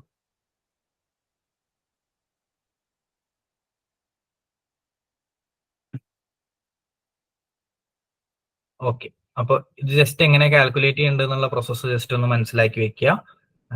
അങ്ങനെയാണെങ്കിൽ ഡിസ്ക്രിപ്റ്റീവ് സ്റ്റാറ്റിസ്റ്റിക്സ് അവിടെ തീർന്നു. നിങ്ങൾക്ക് സെൻട്രൽ ടെൻഡൻസിയും ഡിസ്പേർഷനിലും ഇമ്പോർട്ടന്റ് ആയിട്ട് വരുന്ന പോയിന്റ്സ് നമ്മൾ കവർ ചെയ്തിട്ടുണ്ട്. ഇതാണ് ഡിസ്ക്രിപ്റ്റീവ് സ്റ്റാറ്റിസ്റ്റിക്സിൽ വരുന്നത്. ഓക്കെ, ഇനി നിങ്ങൾ നോക്കാൻ പോകുന്ന ടോപ്പിക്സ് ഇൻഫറൻഷ്യൽ സ്റ്റാറ്റിസ്റ്റിക്സ് ആണ്. നിങ്ങളുടെ റിസർച്ചിൽ കിട്ടുന്ന റിസൾട്ടിനെ നിങ്ങൾക്ക് എങ്ങനെ പോപ്പുലേഷനിലേക്ക് ജനറലൈസ് ചെയ്യാം, അതിന് വേണ്ടിയിട്ട് എന്തൊക്കെ ടെസ്റ്റ് ചെയ്യാം എന്നാണ് നോക്കാൻ പോകുന്നത്. കാൽക്കുലേഷൻ ഒന്നും ചെയ്യാനില്ല. ഇനി വരുന്ന സ്ലൈഡുകളിൽ കൺസെപ്റ്റ് മനസ്സിലാക്കാൻ മാത്രമേ ഉള്ളൂ. ഓക്കെ, ഇതിൽ കുറച്ചും കൂടി ഡീറ്റെയിൽ ആയിട്ട് കൺസെപ്റ്റ് മനസ്സിലാക്കാനുണ്ട് ഇൻഫറൻഷ്യൽ സ്റ്റാറ്റിസ്റ്റിക്സിൽ. അപ്പൊ നമുക്ക് സ്റ്റാർട്ടിങ് കോറിലേഷൻ എന്ന് പറയുന്ന ഒരു കൺസെപ്റ്റ് വെച്ചിട്ടാണ്. കോറിലേഷൻ. ഓക്കെ, കോറിലേഷൻ ആ പേര് സൂചിപ്പിക്കുന്നത് പോലെ തന്നെ it is A type of research. Experimental research പോലെ തന്നെയുള്ള ഒരു റിസർച്ച് ടൈപ്പാണ് കോറിലേഷൻ. അതിൽ ഉപയോഗിക്കുന്ന സ്റ്റാറ്റിസ്റ്റിക്സ് ആയിരിക്കും correlation statistics. Okay, so correlation is a type of research which shows the relationship between two variables. രണ്ട് വേരിയബിളുകൾ തമ്മിലുള്ള റിലേഷൻഷിപ്പ് എസ്റ്റാബ്ലിഷ് ചെയ്യാൻ വേണ്ടിയിട്ട് നിങ്ങൾ യൂസ് ചെയ്യുന്ന റിസർച്ച് ആയിരിക്കും കോറിലേഷൻ റിസർച്ച് എന്ന് പറയുന്നത്. രണ്ട് വേരിയബിൾ തമ്മിലുള്ള റിലേഷൻഷിപ്പ് എസ്റ്റാബ്ലിഷ് ചെയ്യാൻ വേണ്ടിയിട്ട് നിങ്ങൾ യൂസ് ചെയ്യുന്ന റിസർച്ചിനെയാണ് കോറിലേഷൻ റിസർച്ച് എന്ന് പറയുന്നത്. എക്സാമ്പിൾ വെച്ചിട്ട് നോക്കാം. Amount of food eaten and weight gained are correlated. അല്ലെ, നിങ്ങൾ എത്ര ഭക്ഷണം കഴിക്കുന്നു എന്നുള്ളതും നിങ്ങൾ എത്ര വെയിറ്റ് ഗെയിൻ ചെയ്യുന്നു എന്നുള്ളതും കോറിലേറ്റഡ് ആണ്. ഇവിടെ രണ്ട് വേരിയബിൾസ് വരുന്നുണ്ട്. എത്ര ഫുഡ് കഴിക്കുന്നു, എമൗണ്ട്, അതൊരു വേരിയബിള്. എത്ര വെയിറ്റ് ഗെയിൻ ചെയ്യുന്നു, എത്ര വെയിറ്റ് കൂടുന്നു, അതൊരു വേരിയബിൾ. ഓക്കെ, ഈ രണ്ട് വേരിയബിൾസും കോറിലേറ്റഡ് ആണ്. കാരണം എന്താണ്? ഫുഡ് കഴിക്കുന്തോറും വെയിറ്റ് ഗെയിൻ ചെയ്യുന്നത് കൂടും, ഫുഡ് കഴിക്കാതിരിക്കും തോറും വെയിറ്റ് ഗെയിൻ ചെയ്യുന്നത് കുറയും. അപ്പൊ ഈ രണ്ട് വേരിയബിൾ തമ്മിൽ ഒരു റിലേഷൻഷിപ്പ് ഉണ്ട് എന്ന് നമുക്ക് മനസ്സിലാക്കാം. ഓക്കെ, ഇങ്ങനെ ഒരു റിലേഷൻഷിപ്പ് എസ്റ്റാബ്ലിഷ് ചെയ്യണമെങ്കിൽ എന്ത് ഉപയോഗിക്കണം? കോറിലേഷൻ ഉപയോഗിക്കണം. നമുക്കത് പ്രൂവ് ചെയ്യണം. ഇങ്ങനെ ഒരു റിലേഷൻഷിപ്പ് ഉണ്ട് എന്ന് പ്രൂവ് ചെയ്യണമെങ്കിൽ കുറച്ച് ആൾക്കാരെ നിർത്തിയിട്ട് അവർക്ക് ഫുഡ് കഴിക്കാൻ കൊടുക്കുന്നു, അവരുടെ വെയിറ്റ് എത്രത്തോളം ഗെയിൻ ചെയ്യുന്നുണ്ട് എന്നുള്ളത് നോട്ട് ചെയ്യുന്നു. ഇങ്ങനെ കുറെ ഡാറ്റ നോട്ട് ചെയ്തിട്ട് നമ്മൾ കോറിലേഷൻ അനാലിസിസ് ചെയ്യുമ്പോൾ നമുക്ക് അത് എസ്റ്റാബ്ലിഷ് ചെയ്യാൻ പറ്റും, ആ റിലേഷൻഷിപ്പ് എസ്റ്റാബ്ലിഷ് ചെയ്യാൻ പറ്റും. ഇനി സെക്കൻഡ് റിലേഷൻ നോക്ക്. Smoking and lung cancer are correlated. അല്ലെ, സ്മോക്ക് ചെയ്യുമ്പോൾ ലങ് ക്യാൻസർ വരാനുള്ള സാധ്യത കൂടുതലാണ്. അപ്പോൾ രണ്ട് വേരിയബിൾസ് തന്നെയാണ് ഇവിടെ വരുന്നത്, സ്മോക്കിങ്ങും ലങ് ക്യാൻസറും. ഈ രണ്ട് വേരിയബിൾ തമ്മിലുള്ള റിലേഷൻഷിപ്പ് എസ്റ്റാബ്ലിഷ് ചെയ്യാൻ വേണ്ടിയിട്ട് നമുക്ക് എന്ത് ഉപയോഗിക്കാം? കോറിലേഷൻ റിസർച്ചും കോറിലേഷന്റെ സ്റ്റാറ്റിസ്റ്റിക്സ് ഒക്കെ ഉപയോഗിക്കാം. സോ ഈ രണ്ട് വേരിയബിൾസ് തമ്മിലുള്ള റിലേഷൻഷിപ്പ് എസ്റ്റാബ്ലിഷ് ചെയ്യാൻ വേണ്ടിയിട്ടാണ് കോറിലേഷൻ ഉപയോഗിക്കുന്നത് എന്നുള്ളത് മനസ്സിലാക്കി വെക്കാം. ഇനി ഈ കോറിലേഷൻ എന്ന് പറയുന്നത് രണ്ട് ടൈപ്പ് ഓഫ് കോറിലേഷൻ ഉണ്ട്, രണ്ട് തരത്തിലുള്ള കോറിലേഷൻ ഉണ്ട്. ഒന്ന് പോസിറ്റീവ് കോറിലേഷനും രണ്ട് നെഗറ്റീവ് കോറിലേഷനും. Positive and negative correlation. Okay, positive correlation എന്ന് പറയുന്നത് എന്താണെന്ന് വെച്ചാൽ ഒരു വാല്യൂ കൂടുമ്പോൾ, ഒരു വേരിയബിളിന്റെ വാല്യൂ കൂടുമ്പോൾ മറ്റേ വേരിയബിളിന്റെ വാല്യൂവും കൂടും. ഒരു വേരിയബിളിന്റെ വാല്യൂ കുറയുമ്പോൾ മറ്റേതിന്റെ വാല്യൂവും കുറയും. ഒന്ന് കൂടുമ്പോൾ ഒന്ന് കൂടുക, ഒന്ന് കുറയുമ്പോൾ ഒന്ന് കുറയുക. അത്തരത്തിലുള്ള കോറിലേഷനെയാണ് നമ്മൾ പോസിറ്റീവ് കോറിലേഷൻ എന്ന് വിളിക്കുന്നത്. ഈ എക്സാമ്പിൾ നോക്ക്. Amount of food eaten and weight gained. ഇതൊരു പോസിറ്റീവ് കോറിലേഷന്റെ എക്സാമ്പിളാണ്. കാരണം എന്താ? എത്രത്തോളം ഫുഡ് കഴിക്കുന്നു അത്രത്തോളം വെയിറ്റ് കൂടുന്നു, എത്രത്തോളം ഫുഡ് കുറയ്ക്കുന്നു അത്രത്തോളം വെയിറ്റ് കുറയുന്നു. രണ്ടും ഒരേ ഡയറക്ഷനിലാണ് പോകുന്നത്. അല്ലെ, അങ്ങനെ ഒരേ ഡയറക്ഷനിൽ പോകുന്ന കോറിലേഷനെയാണ് നമ്മൾ പോസിറ്റീവ് കോറിലേഷൻ എന്നുള്ള പേരിൽ വിളിക്കുന്നത്. ഇനി നെഗറ്റീവ് കോറിലേഷൻ എന്താണ്? Exact opposite. ഒരെണ്ണം കൂടുമ്പോൾ മറ്റേത് കുറയും, മറ്റേത് കൂടുമ്പോൾ ഈ സൈഡിലുള്ളത് കുറയും. ആ രീതിയിലുള്ള കോറിലേഷനെയാണ് നമ്മൾ നെഗറ്റീവ് കോറിലേഷൻ എന്ന് വിളിക്കുന്നത്. എക്സാമ്പിൾ നോക്കാം. Number of hours exercised and weight loss. Okay, എത്ര മണിക്കൂർ നിങ്ങൾ എക്സസൈസ് ചെയ്തു എന്നുള്ളതും വെയിറ്റ് എത്ര കുറഞ്ഞു എന്നുള്ളതും രണ്ട് വേരിയബിൾ. ഓക്കെ, വെയിറ്റും നമ്പർ ഓഫ് അവേഴ്സ് എക്സസൈസ്ഡും. എത്രത്തോളം എക്സസൈസ് പറഞ്ഞോളൂ, ഡൗട്ട് വല്ലതും ഉണ്ടോ? ഓക്കെ, എത്രത്തോളം എക്സസൈസ് ചെയ്യുന്നത് കൂടുന്നോ അത്രത്തോളം നിങ്ങൾക്ക് വെയിറ്റ് കുറഞ്ഞു വരും. അല്ലെ, അതേപോലെ തന്നെ എക്സസൈസ് എത്രത്തോളം നിങ്ങൾ ചെയ്യാതിരിക്കുന്നു അത്രത്തോളം വെയിറ്റ് കൂടാൻ സാധ്യതയുണ്ട്. അപ്പൊ ഒരെണ്ണം കൂടുമ്പോൾ ഒരെണ്ണം കുറയുക ചെയ്യുന്നത്. രണ്ടും ഒരേ ഡയറക്ഷനിലേക്കല്ല നീങ്ങുന്നത്, ഓപ്പോസിറ്റ് ഡയറക്ഷനിലേക്കാണ് നീങ്ങുന്നത്. അത്തരത്തിലുള്ള കോറിലേഷനെയാണ് നമ്മൾ നെഗറ്റീവ് കോറിലേഷൻ എന്നുള്ള പേര് കൊണ്ട് വിളിക്കുക.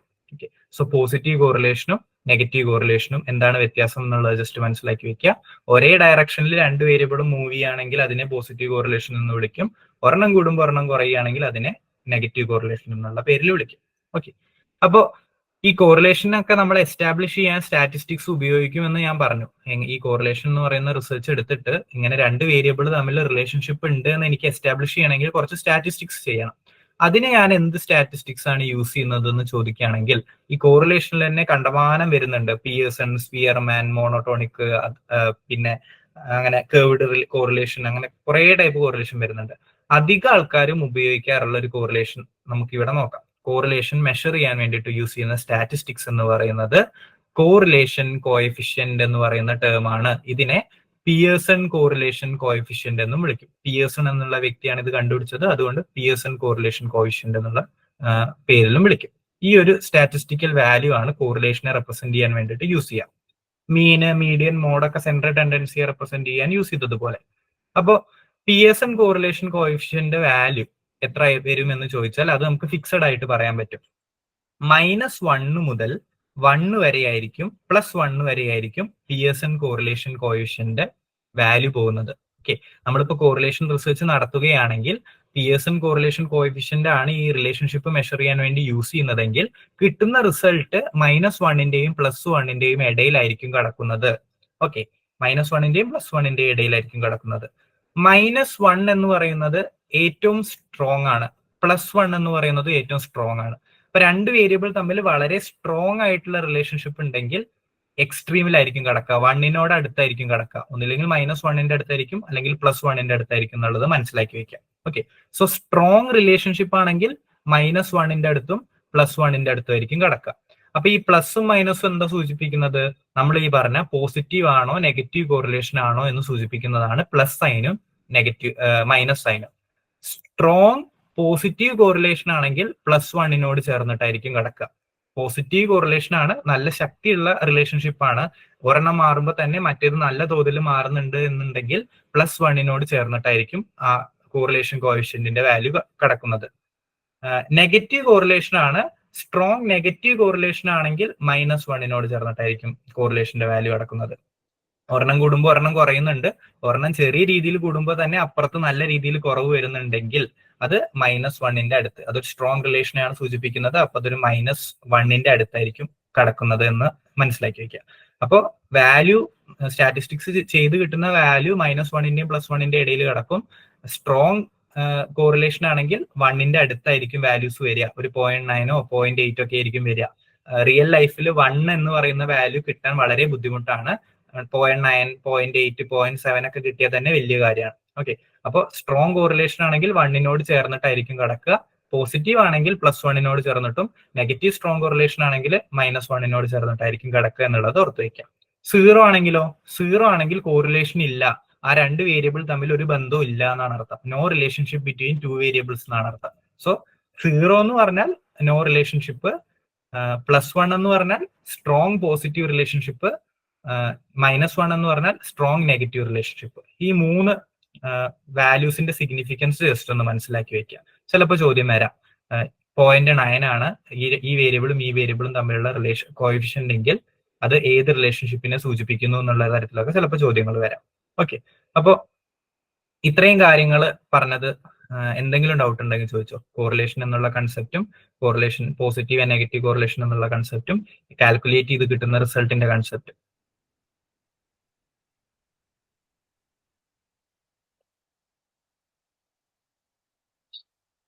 ക്ലിയർ ആയോ? ഡൗട്ട്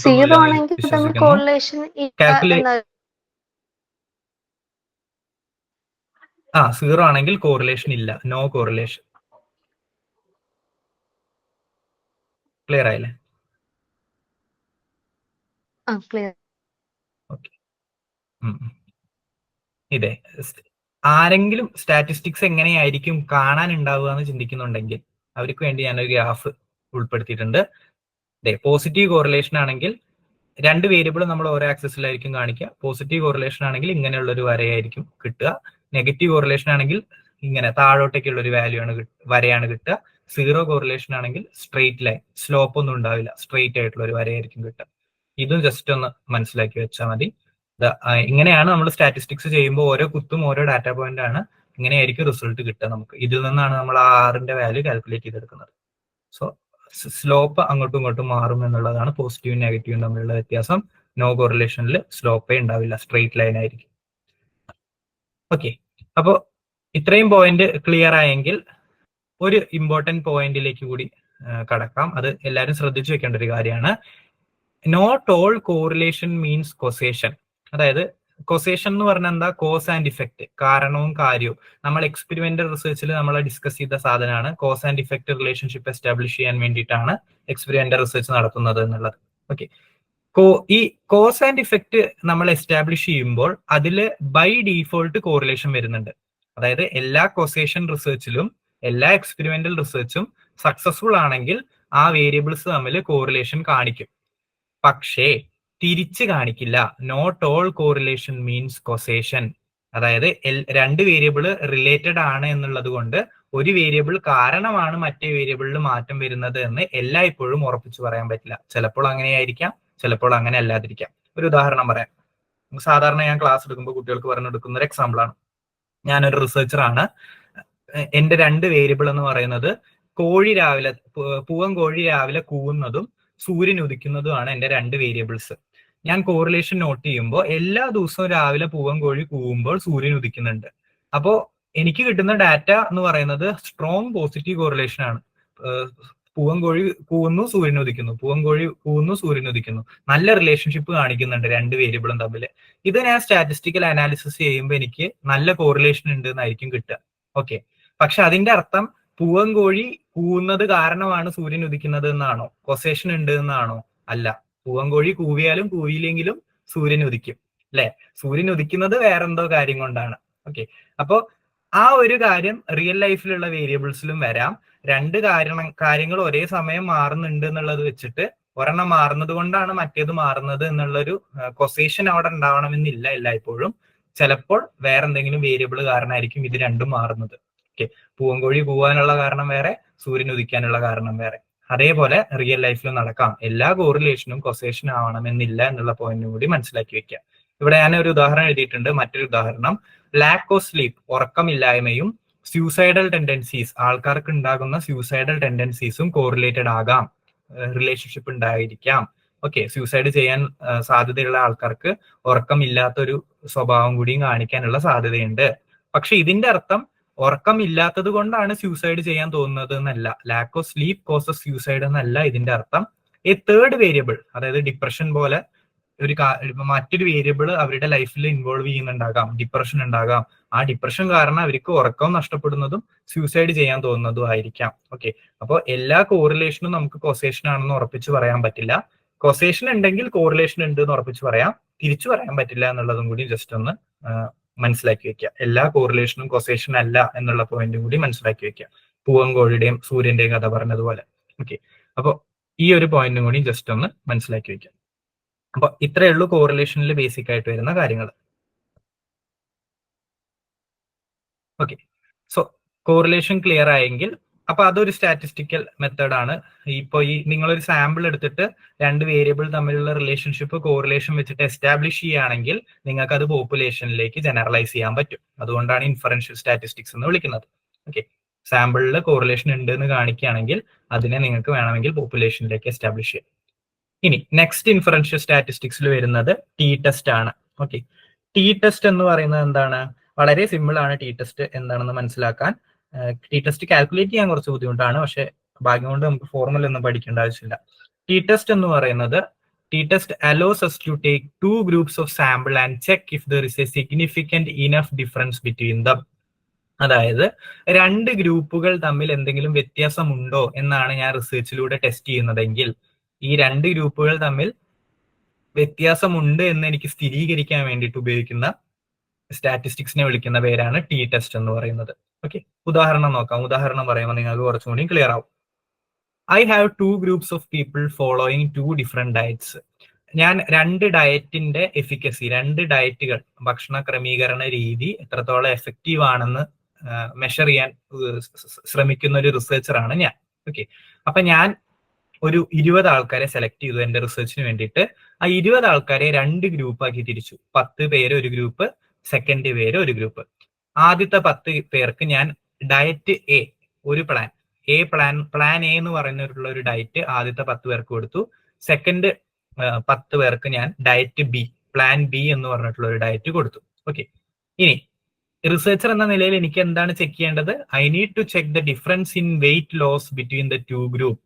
അതായത് ഈ 2 ഗ്രൂപ്പുകൾ ഈ 2 ഡയറ്റ് ഫോളോ ചെയ്യുമ്പോൾ വെയിറ്റ് ലോസ് ആർക്കാണ് കൂടുതൽ ഉള്ളത് എന്നാണ് റിസർച്ചർ എന്ന നിലയിൽ എനിക്ക് മനസ്സിലാക്കേണ്ടത്.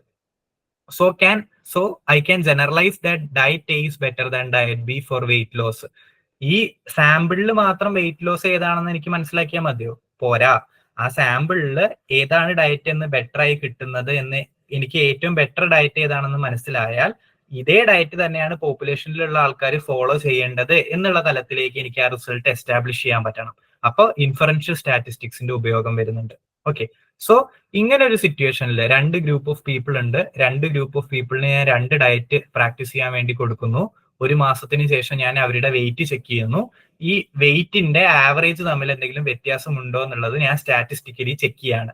ഓക്കെ, അങ്ങനെ ചെക്ക് ചെയ്യാൻ വേണ്ടിയിട്ട് ഞാൻ ഏത് ടെസ്റ്റ് യൂസ് ചെയ്യുമെന്ന് ചോദിച്ചാൽ 2 ഗ്രൂപ്പ്സ് തമ്മിലുള്ള വ്യത്യാസം മെഷർ ചെയ്യാൻ വേണ്ടിയിട്ട് ഏത് ടെസ്റ്റ് യൂസ് ചെയ്യുമെന്ന് ചോദിച്ചാൽ അതിന്റെ ഉത്തരമാണ് ടി ടെസ്റ്റ് എന്ന് പറയുന്നത്.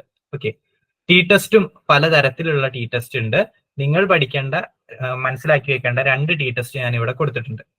ഒന്നാമത്തേത് ഇൻഡിപെൻഡന്റ് സാമ്പിൾ ടി ടെസ്റ്റ് എന്ന് പറയുന്നതാണ്. ഇൻഡിപെൻഡന്റ് സാമ്പിൾ ടി ടെസ്റ്റ് എന്ന് പറയുന്നത് 2 ഗ്രൂപ്പ് ഉള്ള ആൾക്കാരായിരിക്കും. 2 ഗ്രൂപ്പിലുള്ള ആൾക്കാർക്കും ഒരു ട്രീറ്റ്മെന്റ് കണ്ടീഷനേ കിട്ടുള്ളൂ. ഒരു ട്രീറ്റ്മെന്റ് കണ്ടീഷൻ എന്ന് പറഞ്ഞാൽ എന്താ? ഈ എക്സാമ്പിളിൽ നമ്മൾ നോക്കുകയാണെങ്കിൽ ഗ്രൂപ്പ് എയിലുള്ള ആൾക്കാർക്ക് ഡയറ്റ് എ കിട്ടുള്ളൂ, ഗ്രൂപ്പ് ബിയിലുള്ള ആൾക്കാർക്ക് ഡയറ്റ് ബി എ കിട്ടുള്ളൂ. അല്ലെ? രണ്ടും മിക്സ് ആവുന്നുണ്ടോ? ഇല്ല. അങ്ങനെ ഒരു ഗ്രൂപ്പ് ഒരു ട്രീറ്റ്മെന്റ്, മറ്റൊരു ഗ്രൂപ്പ് മറ്റൊരു ട്രീറ്റ്മെന്റ്, ആ രീതിയിലാണ് ഞാൻ എന്റെ റിസർച്ച് ഡിസൈൻ ചെയ്യുന്നതെങ്കിൽ ആ സമയത്താണ് ഞാൻ ഇൻഡിപെൻഡന്റ് സാമ്പിൾ ടി ടെസ്റ്റ് ഉപയോഗിക്കുന്നത്. ഓക്കെ, ആ സമയത്താണ് ഞാൻ ഇൻഡിപെൻഡന്റ് സാമ്പിൾ ടി ടെസ്റ്റ് ഉപയോഗിച്ചിട്ട് ഈ 2 ഗ്രൂപ്പ് തമ്മിൽ എന്തെങ്കിലും വ്യത്യാസമുണ്ടോ എന്ന് സ്റ്റാറ്റിസ്റ്റിക്കലി അനലൈസ് ചെയ്യാൻ വേണ്ടിയിട്ട് ശ്രമിക്കുന്നത്. സോ ഇനി നെക്സ്റ്റ് ടി ടെസ്റ്റ് എന്താ? It may not always be 2 groups. ഞാൻ ഇപ്പൊ പറഞ്ഞതുപോലെ തന്നെ 2 ഗ്രൂപ്പായിട്ട് ഡിവൈഡ് ചെയ്യണമെന്ന് യാതൊരുവിധ നിർബന്ധമില്ല. ഒരു റിസർച്ചർ എന്ന നിലയിൽ ഇതേ റിസർച്ച് വേറെ രീതിയിൽ ചെയ്യാനുള്ള ഫ്രീഡം എനിക്കുണ്ട്. എങ്ങനെയാ? It can also be done on the same group. എങ്ങനെ ചെയ്യാം? ഈ 10 പേരെ ഞാൻ എടുത്തു. ഓക്കെ, 10 പേരെ ഞാൻ എടുത്തിട്ട് 2 ഗ്രൂപ്പാക്കി തിരിക്കുന്നതിന് പകരം 10 പേരെ ആദ്യം ഡയറ്റ് എ വെച്ച് ചെയ്യിപ്പിച്ചു. ഡയറ്റ് എ 1 മാസം 10 പേരെ കൊണ്ട് ചെയ്യിപ്പിച്ചു. എന്നിട്ട് അവരുടെ വെയിറ്റ് ലോസ് ഞാൻ നോട്ട് ചെയ്ത് വെച്ചു. അതേ 10 പേരെ തന്നെ, സെയിം 10 പേരെ, വേറെ 10 പേരല്ല, അതേ 10 പേരെ തന്നെ ഞാൻ ഡയറ്റ് ബി പിന്നെ 1 മാസം ചെയ്യിപ്പിച്ചു.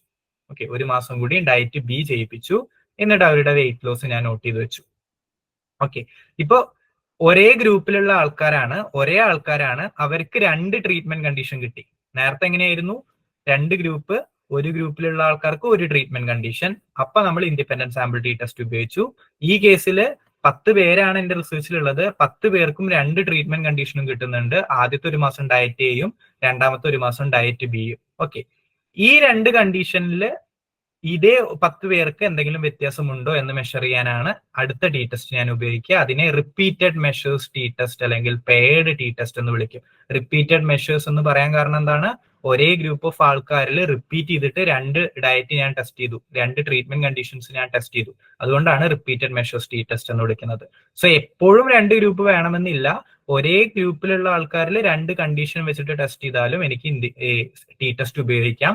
അപ്പോൾ റിപ്പീറ്റഡ് മെഷേഴ്സ് ടി ടെസ്റ്റ് ആയിരിക്കും യൂസ് ചെയ്യുക എന്നുള്ളത് മാത്രം. അല്ലെങ്കിൽ പെയർഡ് ടി ടെസ്റ്റ് എന്നുള്ള പേരിൽ അതിനെ വിളിക്കും. ഈ ടി ടെസ്റ്റ് ആയിരിക്കും യൂസ് ചെയ്യുക എന്നുള്ളത് മാത്രം.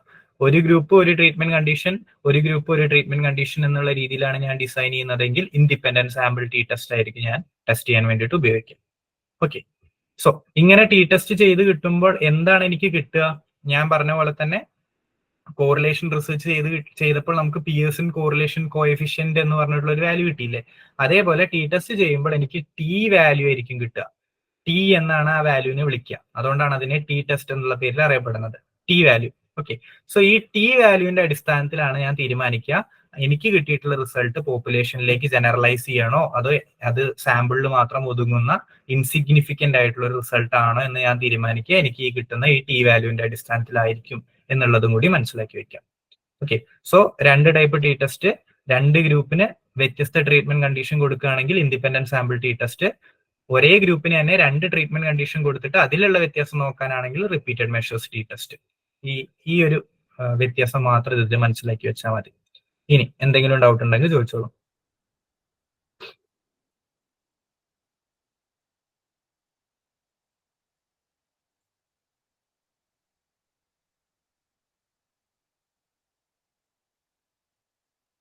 ഓക്കെ, ക്ലിയർ ആണെന്ന് വിശ്വസിക്കുന്നു. ഇതേപോലെ ഇപ്പോ ഞാനൊരു റിസർച്ച് നടത്തുകയാണ്, എനിക്ക് ആങ്സൈറ്റി ആണ് എന്റെ വേരിയബിള്. മെയിൽസിലും ഫീമെയിൽസിലും ആങ്സൈറ്റി വ്യത്യാസം ഉണ്ടോ ഇല്ലയോ എന്ന് എനിക്ക് മെഷർ ചെയ്യണം. അപ്പൊ എനിക്ക് ടി ടെസ്റ്റ് ഉപയോഗിച്ചിട്ട് ആ റിസർച്ച് നടത്താം. ഒരു 10 മെയിൽസിനെ എടുക്കുക, 10 ഫീമെയിൽസിനെ എടുക്കുക, രണ്ടുപേർക്കും ആങ്സൈറ്റിയുടെ ക്വസ്റ്റിനെയർ കൊടുക്കുക, എന്നിട്ട് രണ്ടുപേരുടെ ആങ്സൈറ്റിയുടെ വാല്യൂസ് എടുത്തിട്ട് ഇൻഡിപെൻഡന്റ് സാമ്പിൾ ടി ടെസ്റ്റ് നടത്തുകയാണെങ്കിൽ ഇവരുടെ രണ്ടുപേരിൽ ആർക്കാണ് ആങ്സൈറ്റി കൂടുതൽ, അത് സിഗ്നിഫിക്കന്റ് ആണോ, പോപ്പുലേഷനിലേക്ക് ജനറലൈസ് ചെയ്യാൻ പറ്റുമോ എന്നുള്ള വാല്യൂ ഒക്കെ എനിക്ക് ആ ടി ടെസ്റ്റ് ചെയ്താൽ കിട്ടും. ഇത്തരത്തിലുള്ള 2 ഗ്രൂപ്പിനെ അല്ലെങ്കിൽ 2 വാല്യൂവിനെ കമ്പയർ ചെയ്യാൻ വേണ്ടിയിട്ടാണ് നമ്മൾ ടി ടെസ്റ്റുകൾ ഉപയോഗിക്കുന്നത് എന്നുള്ള കൺസെപ്റ്റ് മാത്രം മനസ്സിലാക്കി വെക്കാം. ഓക്കെ, ഇത് പണ്ടത്തെ കാലത്താണെങ്കിൽ ചോദിച്ചോ സാറേ, ഇതില് ഏതാ ഏറ്റവും നല്ലത് ടി ടെസ്റ്റ് ചെയ്യുകയാണെങ്കിൽ? രണ്ടിനും അതിൻ്റെതായിട്ടുള്ള അഡ്വാൻറ്റേജസും ഡിസഡ്വാൻറ്റേജസും ഉണ്ട്. ഇപ്പൊ ഈ ഇൻഡിപെൻഡന്റ് സാമ്പിൾ ടി ടെസ്റ്റ് ആണെങ്കിൽ ഇപ്പൊ 2 ഗ്രൂപ്പ് ആവുമ്പോൾ 2 ഡിഫറെന്റ് വ്യക്തികളല്ലേ, അപ്പൊ അവരുടെ ഇന്റലിജൻസ്, നമ്മൾ പറഞ്ഞ എക്സ്ട്രേനിയസ് വേരിയബിൾസ് ഇല്ലേ, അതൊക്കെ മിക്സ് ആയിട്ട് റിസർച്ച് കൊളാകാം, കാരണം 2 വ്യത്യസ്ത ആൾക്കാരാണ്. ഓക്കെ, അങ്ങനെ രീതിയിലുള്ള ഒരു ഡിസഡ്വാൻറ്റേജ് ഉണ്ട് ഇതിന്. ഇനി റിപ്പീറ്റഡ് മെഷേഴ്സ് ടി ടെസ്റ്റ് ആവുമ്പോൾ ഫെറ്റീഗ് എന്നൊക്കെ പറയും. ഇപ്പൊ 2 എക്സാം നിങ്ങൾ ഒരുമിച്ച് എഴുതുകയാണെങ്കിൽ നിങ്ങൾക്ക് ഒരേപോലെ പെർഫോം ചെയ്യാൻ പറ്റുമോ? ഇല്ലല്ലോ. അതേപോലെ തന്നെ ഈ ഒരേ ആൾക്കാർക്ക് തന്നെ 2 ഡയറ്റ് ഒക്കെ കൊടുക്കുമ്പോൾ ചിലപ്പോ ഈ ഡയറ്റിന്റെ പ്രത്യേകതകളല്ലാതെ വേറെ എന്തെങ്കിലും അവരുടെ ശരീരത്തിൽ നടന്നിട്ട് അവരുടെ പെർഫോമൻസ് കുറഞ്ഞിട്ട് വെയിറ്റ് കുറയാതിരിക്കുക, അങ്ങനെ എന്തെങ്കിലും കാണിക്കാം. സോ രണ്ടിനും ഡിസഡ്വാൻറ്റേജസ് ഉണ്ട്. നമ്മൾ ചൂസ് ചെയ്യണം, നമ്മുടെ റിസർച്ച് ഏതാണെന്ന് നോക്കി ഏതാണ് ബെറ്റർ എന്ന് നോക്കിയിട്ട് നമ്മൾ ചൂസ് ചെയ്യണം. ഓക്കെ, രണ്ടും ഉപയോഗിക്കാം, നിങ്ങളുടെ ഇഷ്ടമാണ്. പക്ഷെ അഡ്വാൻറ്റേജസ് ആൻഡ് ഡിസഡ്വാൻറ്റേജസ് മനസ്സിലാക്കുക, അതിനനുസരിച്ചിട്ട് ചൂസ് ചെയ്യുക. ഈ അഡ്വാൻറ്റേജസ് ആൻഡ് ഡിസഡ്വാൻറ്റേജസിനെ പറ്റി വേണമെങ്കിൽ ഒരു എക്സ്ട്രാ ക്ലാസ് എടുക്കുക. അത്രയും വലിയ ടോപ്പിക്കാണിത്, നല്ല രസമുള്ള ടോപ്പിക്കാണ് ഈ സ്റ്റാറ്റിസ്റ്റിക്സ് എന്ന് പറയുന്നത്. ഓക്കെ, വേറെ എന്തെങ്കിലും ഡൗട്ട് ഉണ്ടോ?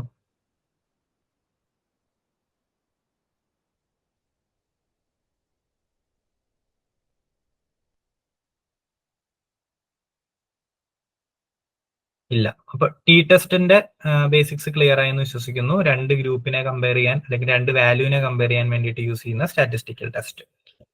നെക്സ്റ്റ് നമ്മൾ പറയാൻ പോകുന്നത് അനോവയാണ്. അനോവ അല്ലെങ്കിൽ അനാലിസിസ് ഓഫ് വേരിയൻസ് എന്നും ഇതിനെ വിളിക്കും. ഞാൻ പറഞ്ഞ വേരിയൻസ്, സ്റ്റാൻഡേർഡ് ഡീവിയേഷൻ ഒക്കെ ഉപയോഗിക്കുന്നുണ്ട് എന്ന് പറഞ്ഞില്ലേ ഫോർമുലാസിൽ, അനോവയിലൊക്കെ യൂസ് ചെയ്യുന്നുണ്ട്. സോ അനാലിസിസ് ഓഫ് വേരിയൻസ് എന്ന് പറയുന്ന ടെസ്റ്റ് എന്തിനാണ് ഉപയോഗിക്കുന്നത് നമുക്ക് നോക്കാം. ടി ടെസ്റ്റ് മനസ്സിലായെങ്കിൽ അനോവ നിങ്ങൾക്ക് വളരെ സിമ്പിൾ ആയിട്ട് മനസ്സിലാക്കാൻ പറ്റും. അതായത് ടി ടെസ്റ്റിന്റെ ഒരു പോരായ്മ എന്ന് പറയുന്നത് 2 ഗ്രൂപ്പിനെ മാത്രമേ ടെസ്റ്റ് ചെയ്യാൻ പറ്റുള്ളൂ. ടി ടെസ്റ്റിൽ 2 ഗ്രൂപ്പിന് അധികം ഗ്രൂപ്പുകൾ ഉണ്ടെങ്കിൽ നിങ്ങൾക്ക് ടി ടെസ്റ്റ് ഉപയോഗിക്കാൻ പറ്റില്ല. ആ ഒരു ലിമിറ്റേഷനെ ഓവർകം ചെയ്യാൻ വേണ്ടിയിട്ട് ഉണ്ടാക്കിയ ടെസ്റ്റ് ആണ് അനോവ എന്ന് പറയുന്നത്. അനോവ 2 2-ലധികമോ ഗ്രൂപ്പുകളെ നിങ്ങൾക്ക് കമ്പയർ ചെയ്യാൻ വേണ്ടിയിട്ട് യൂസ് ചെയ്യാൻ പറ്റുന്ന ടെസ്റ്റ് ആണ് അനോവ. സോ 3 അല്ലെങ്കിൽ മോർ ഗ്രൂപ്പ്സ്, എത്ര വേണമെങ്കിലും ആവാം, 5 6 7 അങ്ങനെ എത്ര ഗ്രൂപ്പ് ആയാലും നിങ്ങൾക്ക് അനോവ യൂസ് ചെയ്യാം. ഓക്കെ, ഇപ്പോൾ നേരത്തെ പറഞ്ഞ അതേ എക്സാമ്പിളിൽ ഡയറ്റ് എ ഡയറ്റ് ബി എന്നുള്ളതിന് പകരം ഒരു റിസർച്ചർ എന്ന നിലയിൽ എനിക്ക് diet A diet B C D 4 ഡയറ്റുകൾ ടെസ്റ്റ് ചെയ്യണം. ഓക്കെ, അപ്പൊ ടി ടെസ്റ്റ് ഉപയോഗിച്ചിട്ട് എനിക്ക് നടത്താൻ പറ്റില്ല, കാരണം ടി ടെസ്റ്റിലെ 2 ഗ്രൂപ്പേ കമ്പയർ ചെയ്യാൻ പറ്റുള്ളൂ. അപ്പൊ ഞാൻ അനോവയാണ് ചൂസ് ചെയ്യുക, കാരണം അനോവയിലെ 2-ൽ കൂടുതൽ ഗ്രൂപ്പുകൾ എനിക്ക് സ്റ്റാറ്റിസ്റ്റിക്കലി കമ്പയർ ചെയ്യാൻ പറ്റും. ഓക്കെ, ഇനി വേറൊരു പ്രത്യേകത എന്താണെന്ന് വെച്ചാൽ 2 ഗ്രൂപ്പ് മാത്രമേ നിങ്ങൾക്ക് മെഷർ ചെയ്യണ്ടു എന്നുണ്ടെങ്കിൽ പോലും അനോവ യൂസ് ചെയ്യാം കേട്ടോ. ബാക്ക്വേർഡ് കമ്പാറ്റബിലിറ്റി എന്നൊക്കെ നമ്മൾ പറയില്ലേ, അതേപോലെ തന്നെ 2 ഗ്രൂപ്പ്, ഇപ്പൊ diet A and diet B നിങ്ങൾക്ക് ടി ടെസ്റ്റ് മാത്രം ഉപയോഗിച്ചിട്ടല്ല ടെസ്റ്റ് ചെയ്യാൻ പറ്റുക, വേണമെങ്കിൽ അനോവ അതിലും യൂസ് ചെയ്യാം. അതാണ് അനോവയുടെ അഡ്വാൻറ്റേജ്. 2 ഗ്രൂപ്പിലും യൂസ് ചെയ്യാം, 2-ൽ കൂടുതലധികം എത്ര ഗ്രൂപ്പുകൾ ഉണ്ടെങ്കിൽ അതിലും യൂസ് ചെയ്യാം. സോ അനോവ ടി ടെസ്റ്റിനും പകരം യൂസ് ചെയ്യാറുണ്ട് ചില റിസർച്ചേഴ്സ് അനോവ. ഓക്കെ, 2 ഗ്രൂപ്പ് ആവുമ്പോൾ അനോവയും ടി ടെസ്റ്റും ഏത് ഉപയോഗിച്ചാലും വലിയ വ്യത്യാസമൊന്നും വരില്ല, ഓൾമോസ്റ്റ് സിമിലർ റിസൾട്ട് തന്നെയാണ് കിട്ടുക. 2-ലധികം ഗ്രൂപ്പ് ഉണ്ടെങ്കിൽ ടി ടെസ്റ്റ് ഉപയോഗിച്ചാൽ തെറ്റായ റിസൾട്ടാണ് കിട്ടുക. അപ്പൊ അനോവ തന്നെ ഉപയോഗിക്കണം എന്നുള്ളത് മനസ്സിലാക്കി വെക്കാം. ഇപ്പൊ നേരത്തെ പറഞ്ഞ എക്സാമ്പിൾ ഞാൻ പറഞ്ഞു, diet A diet B diet C diet D വെച്ചിട്ട് 4 ഗ്രൂപ്പായി തരംതിരിക്കുകയാണെങ്കിൽ ടി ടെസ്റ്റിന് വരെ അനോവ യൂസ് ചെയ്യേണ്ടി വരും എന്നുള്ളത്. അതേപോലെ മറ്റൊരു എക്സാമ്പിൾ നമുക്ക് നോക്കാം. As a crop researcher, you want to test the effect of 3 different fertilizer mixtures on crop yield.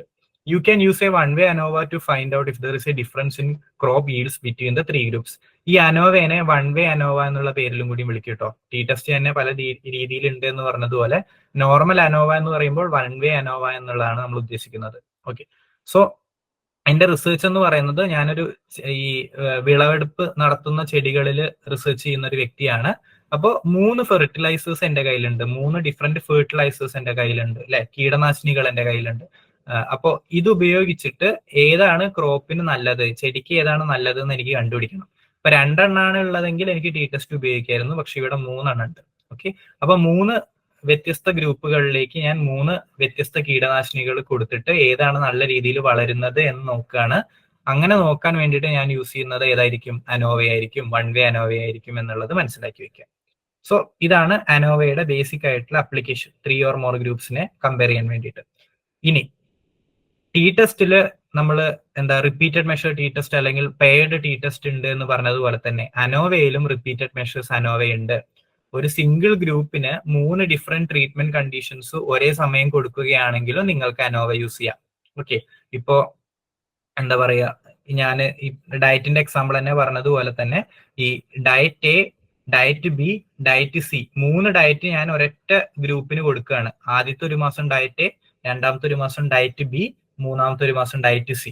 Okay, എന്നിട്ട് ഈ 3 മാസത്തിന്റെ റിസൾട്ട് കമ്പയർ ചെയ്യാൻ വേണ്ടിയിട്ട് എനിക്ക് യൂസ് ചെയ്യാനും അനോവ കൊണ്ട് സാധിക്കും. ആ സമയത്ത് ഞാൻ റിപ്പീറ്റഡ് മെഷേഴ്സ് അനോവയായിരിക്കും യൂസ് ചെയ്യുക എന്നുള്ളത് വ്യത്യാസം. ടി ടെസ്റ്റിൽ വരുന്നത് പോലെ തന്നെ ഇവിടെ റിപ്പീറ്റഡ് മെഷേഴ്സ് അനോവയായിരിക്കും യൂസ് ചെയ്യുക. ഓക്കെ, ഇനി ടി ടെസ്റ്റിൽ നിങ്ങൾക്ക് ടി വാല്യൂ കിട്ടും എന്ന് പറയുന്നത് പോലെ അനോവ ചെയ്യുമ്പോൾ നിങ്ങൾക്ക് കിട്ടുന്ന വാല്യൂവിനെ വിളിക്കുന്ന പേരാണ് എഫ് വാല്യൂ. ആ സ്റ്റാറ്റിസ്റ്റിക്കൽ വാല്യൂവിനെ വിളിക്കുന്ന പേര് എഫ് വാല്യൂ എന്നാണ്. ഈ എഫ് വാല്യൂവിന്റെ അടിസ്ഥാനത്തിലാണ് നിങ്ങൾ തീരുമാനിക്കുക എന്റെ റിസൾട്ട് സാമ്പിളിൽ മാത്രം ഒതുങ്ങുന്ന ഒരു റിസൾട്ട് ആണോ, അതോ എന്റെ റിസൾട്ട് ആ പോപ്പുലേഷനിലേക്ക് മൊത്തം അപ്ലൈ ചെയ്യാൻ പറ്റുമോ എന്ന് നിങ്ങൾ തീരുമാനിക്കുക ഈ അനോവ ചെയ്ത് കിട്ടുന്ന എഫ് വാല്യൂവിന്റെ അടിസ്ഥാനത്തിലായിരിക്കും. ഓക്കെ, ഈ റിപ്പീറ്റഡ് മെഷേഴ്സ് അനോവയുടെ ഒരു എക്സാമ്പിളാണ് ഞാൻ ഇവിടെ എഴുതിയിരിക്കുന്നത്. ഒരു ഗ്രൂപ്പ് ഓഫ് പാർട്ടിസിപ്പൻസിന്റെ മെമ്മറിയാണ് നിങ്ങൾ ടെസ്റ്റ് ചെയ്യുന്നത്. അപ്പോൾ 3 ഡ്രഗ്സ് നിങ്ങൾ യൂസ് ചെയ്യുന്നുണ്ട്. അപ്പൊ ആദ്യത്തെ ഡ്രഗ്സ് കൊടുത്തിട്ട് മെമ്മറി ടെസ്റ്റ് ചെയ്തു, പിന്നെ അതേ ഗ്രൂപ്പ് ഓഫ് പാർട്ടിസിപ്പൻസിന് രണ്ടാമത്തെ ഡ്രഗ്സ് കൊടുത്തിട്ട് മെമ്മറി ടെസ്റ്റ് ചെയ്തു, അതേ ഗ്രൂപ്പ് ഓഫ് പാർട്ടിസിപ്പൻസിന് മൂന്നാമത്തെ ഡ്രഗ്സ് കൊടുത്തിട്ട് മെമ്മറി ടെസ്റ്റ് ചെയ്തു. അങ്ങനെ 3 കണ്ടീഷൻ ഒരേ ഗ്രൂപ്പിന് കൊടുക്കുന്നു. അത് റിപ്പീറ്റഡ് മെഷേഴ്സ് അനോവയുടെ എക്സാമ്പിൾ ആണ്. ഓക്കെ, സോ ടി ടെസ്റ്റ് തന്നെയാണ് ബേസിക്കലി, പക്ഷെ ഇവിടെ ഒരു എക്സ്ട്രാ ഗ്രൂപ്പ് വരുന്നുണ്ട് അല്ലെങ്കിൽ എക്സ്ട്രാ ഗ്രൂപ്പുകൾ വരുന്നുണ്ട്. അപ്പൊ നിങ്ങൾ അനോവ യൂസ് ചെയ്യുന്നു എന്നുള്ളത് മാത്രമേ വ്യത്യാസം വരുന്നുള്ളൂ. ഇതിൽ എന്തെങ്കിലും ഡൗട്ട് ഉണ്ടെങ്കിൽ ചോദിച്ചോളൂ അനോവയിൽ.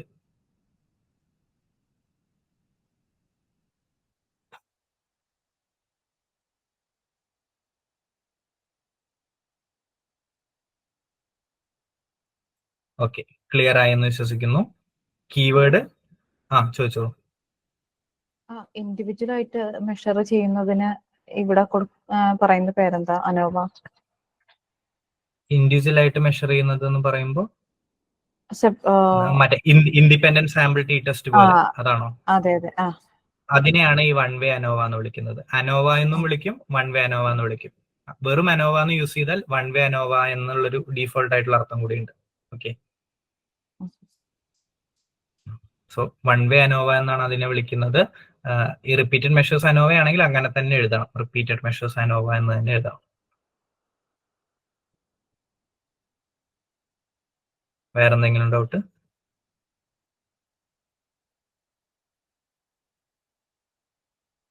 ഓക്കെ, സോ ടി ടെസ്റ്റും അനോവയും ക്ലിയർ ആയെന്ന് വിശ്വസിക്കുന്നു.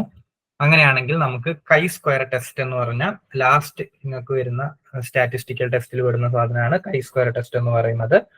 കൈ എന്ന് പറഞ്ഞാൽ മറ്റേ ഗ്രീക്ക് ലെറ്റർ ആണ്. ആ ഗ്രീക്ക് ലെറ്റർ എങ്ങനെ എഴുതി കാണിക്കുക എന്ന് നോക്കട്ടെ. തോന്നുന്നു ഈ സാധനത്തെയാണ് കൈ എന്ന് വിളിക്കുന്നത് തോന്നുന്നു. ഓക്കെ, ഈ ലെറ്ററിനെയാണ് കൈ എന്ന് വിളിക്കുന്നത് തോന്നുന്നു. അപ്പൊ അതാണ് കൈ സ്ക്വയർ. അത് സ്ക്വയർ നമ്മൾ ടി ടെസ്റ്റ് ചെയ്യുമ്പോൾ ടി കിട്ടുന്നു, എഫ് ടെസ്റ്റ് ചെയ്യുമ്പോൾ അനോവ ചെയ്യുമ്പോൾ എഫ് കിട്ടുന്നു, കൈ സ്ക്വയർ ചെയ്യുമ്പോൾ കൈ സ്ക്വയർ ആയിരിക്കും കിട്ടുക. ലാസ്റ്റ് ആ വാല്യൂവിനെ വിളിക്കുന്ന പേര് കൈ സ്ക്വയർ എന്നാണ്, ആ വേരിയബിളിനെ വിളിക്കുന്ന പേര് അല്ലെങ്കിൽ ആ സ്റ്റാറ്റിസ്റ്റിക്കൽ വാല്യൂവിനെ വിളിക്കുന്ന പേര്. അതുകൊണ്ടാണ് അതിനെ കൈ സ്ക്വയർ ടെസ്റ്റ് എന്ന് വിളിക്കുന്നത്. സോ ഇതിന്റെ പ്രത്യേകത എന്താണെന്ന് വെച്ചാൽ ഒരു ഈ ഇപ്പൊ കണ്ട ടെസ്റ്റുകളുടെ ഒക്കെ ലിമിറ്റേഷനിൽ നിന്ന് തന്നെ നമുക്ക് തുടങ്ങാം അല്ലെ. നമ്മളിപ്പോ എല്ലാ ടെസ്റ്റിന്റെയും ലിമിറ്റേഷൻ കാരണമാണ് അടുത്തടുത്ത ടെസ്റ്റിലേക്ക് പോകുന്നത് എന്ന് പറഞ്ഞതുപോലെ തന്നെ ഇതുവരെ നമ്മൾ കണ്ട ടെസ്റ്റുകളെല്ലാം കണ്ടിന്യൂസ് വേരിയബിൾസിനെ ഉപയോഗിക്കാൻ പറ്റുള്ളൂ. എന്താണ് കണ്ടിന്യൂസ് വേരിയബിൾ എന്ന് പറയുന്നത്? കണ്ടിന്യൂസ് വേരിയബിൾ എന്ന് പറയുന്നത് basically numerical variables which can have any value, ഏത് വാല്യൂ വേണമെങ്കിലും അസൈൻ ചെയ്യാൻ പറ്റുന്ന ന്യൂമറിക്കൽ വേരിയബിൾസിനെയാണ് കണ്ടിന്യൂസ് വേരിയബിൾ എന്ന് പറയുന്നത്. ഇപ്പോ നേരത്തെ കേസിൽ നമ്മളൊരു എക്സാമ്പിൾ പറഞ്ഞതുപോലെ ഏത്, സോ ഇതിൽ നോക്ക് നിങ്ങൾ ഏതെടുക്കുന്ന ഇതാ, ഇപ്പൊ ഫെർട്ടിലൈസർ, എത്ര ഫെർട്ടിലൈസർ കൊടുക്കുന്നു എന്നുള്ളത് ഒരു വേരിയബിൾ അല്ലേ. എത്ര ഫെർട്ടിലൈസർ ഒരു ചെടിക്ക് കൊടുക്കുന്നു, ആ എമൗണ്ട് എന്ന് പറയുന്നത് ഒരു വേരിയബിൾ ആണ്. അതൊരു കണ്ടിന്യൂസ് വേരിയബിൾ ആണെന്ന് പറയാൻ കാരണം എന്താ? അതൊരു നമ്പർ ആണ്. ആ നമ്പർ, ആ വേരിയബിളിനെ നമ്മൾ മെഷർ ചെയ്യുന്നത് ഏത് സ്കെയിലിലാണോ ആ തോതിലാണ് നമ്മൾ ആ നമ്പർ റെപ്രസെന്റ് ചെയ്യുക അല്ലെ. ഇപ്പൊ ഫോർ എക്സാമ്പിൾ ലിറ്റർ, കറക്റ്റ് ഏതാന്ന് എനിക്കറിയില്ല. ലിറ്റർ ആണെങ്കിൽ അല്ലെങ്കിൽ എന്തെങ്കിലും ചോദിച്ചോ? ഇല്ല. ലിറ്റർ ആണെങ്കിൽ ഇപ്പൊ 2 ലിറ്റർ ഫെർട്ടിലൈസർ ഞാൻ യൂസ് ചെയ്തു. അപ്പൊ 2 എന്ന് പറയുന്ന ഒരു നമ്പർ ഉണ്ട്. ആ നമ്പറിന് അതിൻ്റെതായിട്ടുള്ള ഒരു അർത്ഥമുണ്ട് അവിടെ ആ റിസർച്ചിൽ അല്ലെ. ഇനി നേരത്തെ കേസിൽ നോക്കിയേ, ടി ടെസ്റ്റിലാണെങ്കിൽ എമൗണ്ട് ഓഫ് ഫുഡ്, നമ്മൾ എത്ര ഭക്ഷണം കൊടുക്കുന്നു ഡയറ്റിന്റെ ഭാഗമായിട്ട്, അതൊരു വേരിയബിൾ ആണ്. ആ വേരിയബിളിൽ നമ്മൾ 100 ഗ്രാം ഭക്ഷണം കൊടുത്തു, 200 ഗ്രാം ഭക്ഷണം കൊടുത്തു, അതൊരു നമ്പർ ആണ്. ആ നമ്പറിന് ഒരു സിഗ്നിഫിക്കൻസ് ഉണ്ട് അല്ലെ. ആ ഒരു വേരിയബിൾ ഒരു നമ്പർ ആണ്, ആ നമ്പറിന് ഒരു സിഗ്നിഫിക്കൻസ് ഉണ്ട്. ഇനി ഇത്തരത്തിലുള്ള നമ്പേഴ്സ്, ഏത് വാല്യൂ വേണമെങ്കിലും അസൈൻ ചെയ്യാൻ പറ്റുന്ന നമ്പേഴ്സിനെയാണ് നമ്മൾ കണ്ടിന്യൂസ് വേരിയബിൾ എന്നുള്ള പേരിൽ വിളിക്കുന്നത്, കണ്ടിന്യൂസ് വേരിയബിൾ. പക്ഷേ ചില റിസർച്ചിൽ നിങ്ങൾക്ക് ഒരു നമ്പറും കൊടുക്കാൻ പറ്റില്ല വേരിയബിൾസിന്. ഓക്കെ, ചില വേരിയബിൾസിന് നിങ്ങൾക്ക് നമ്പേഴ്സ് ഒന്നും അസൈൻ ചെയ്യാൻ പറ്റില്ല. ഇത് ചെറുതായിട്ട് കോൺട്രഡിക്ടറി അല്ലേ എന്ന് നിങ്ങൾക്ക് തോന്നും. കാരണം നമ്മൾ വേരിയബിൾ എടുത്തപ്പോൾ ആദ്യം പറഞ്ഞത് വാല്യൂസ് അസൈൻ ചെയ്യാൻ പറ്റുന്ന, നമ്പേഴ്സ് അസൈൻ ചെയ്യാൻ പറ്റുന്ന സാധനങ്ങളാണ് വേരിയബിൾസ് എന്നാണ് നമ്മൾ പറഞ്ഞത്. അതാണ് അതിന്റെ ബേസിക് ഡെഫിനിഷൻ വരുന്നതും. ഓക്കെ, പക്ഷേ ചില റെയർ കേസസിൽ നിങ്ങൾക്ക് വേരിയബിൾസിന് നമ്പർ അസൈൻ ചെയ്ത് കൊടുക്കാതിരിക്കാൻ, നമ്പർ അസൈൻ ചെയ്ത് കൊടുക്കാൻ പറ്റാത്ത അവസ്ഥകൾ ഉണ്ടാകാം. ഓക്കെ, ആ പോയിന്റ് ആദ്യം മനസ്സിലാക്കാം. അത്തരത്തിലുള്ള സിറ്റുവേഷനിലാണ് നിങ്ങൾ കൈ സ്ക്വയർ ടെസ്റ്റ് ഉപയോഗിക്കുന്നത്. സോ നമ്പേഴ്സ് അസൈൻ ചെയ്ത് കൊടുക്കാൻ പറ്റാത്ത വേരിയബിൾസിനെ നമ്മൾ എന്ത് പേരിൽ വിളിക്കും? കാറ്റഗറിക്കൽ വേരിയബിൾസ് എന്ന് വിളിക്കും. നമ്പേഴ്സ് അസൈൻ ചെയ്യാൻ പറ്റുന്ന വേരിയബിൾസിനെ നമ്മൾ കണ്ടിന്യൂസ് വേരിയബിൾ എന്ന് വിളിച്ചു. നമ്പേഴ്സ് അസൈൻ ചെയ്യാൻ പറ്റാത്ത വേരിയബിൾസിനെ നമ്മൾ കാറ്റഗറിക്കൽ വേരിയബിൾസ് എന്ന് വിളിക്കും. Okay, categorical variables. So chi square test നമ്മൾ യൂസ് ചെയ്യുന്നത് കാറ്റഗറിക്കൽ വേരിയബിൾസ് വരുമ്പോഴാണ് കൈ സ്ക്വയർ ടെസ്റ്റ് യൂസ് ചെയ്യുന്നത് എന്നുള്ളത് ജസ്റ്റ് ഒന്ന് മനസ്സിലാക്കി വെക്കുക. കാറ്റഗറിക്കൽ വേരിയബിൾസ് വരുമ്പോൾ കൈ സ്ക്വയർ ടെസ്റ്റ് യൂസ് ചെയ്യും. കണ്ടിന്യൂസ് വേരിയബിൾസ് ആണ് വരുന്നതെങ്കിൽ നേരത്തെ പറഞ്ഞ ടി ടെസ്റ്റോ എഫ് ടെസ്റ്റ്, അനോവയോ കോറിലേഷനോ ഏത് വേണമെങ്കിലും യൂസ് ചെയ്യാം. കാറ്റഗറിക്കൽ ആണെങ്കിൽ നമ്മൾ കൈ സ്ക്വയർ ടെസ്റ്റ് യൂസ് ചെയ്യും. അപ്പൊ എന്താണ് കാറ്റഗറിക്കൽ വേരിയബിൾസ് എന്ന് ആരെങ്കിലും ചിന്തിക്കുന്നുണ്ടെങ്കിൽ, ഞാനിപ്പോ പൊളിറ്റിക്കൽ പാർട്ടി, വ്യത്യസ്ത പൊളിറ്റിക്കൽ പാർട്ടിയിലുള്ള ആൾക്കാരിൽ എത്രത്തോളം എന്താ പറയുക ക്ഷമയുണ്ടെന്നോ അഗ്രഷൻ ഉണ്ടെന്നോ മെഷർ ചെയ്യാൻ വേണ്ടിയിട്ടാണ് ഞാൻ നോക്കുന്നതെന്ന് വിചാരിച്ചു.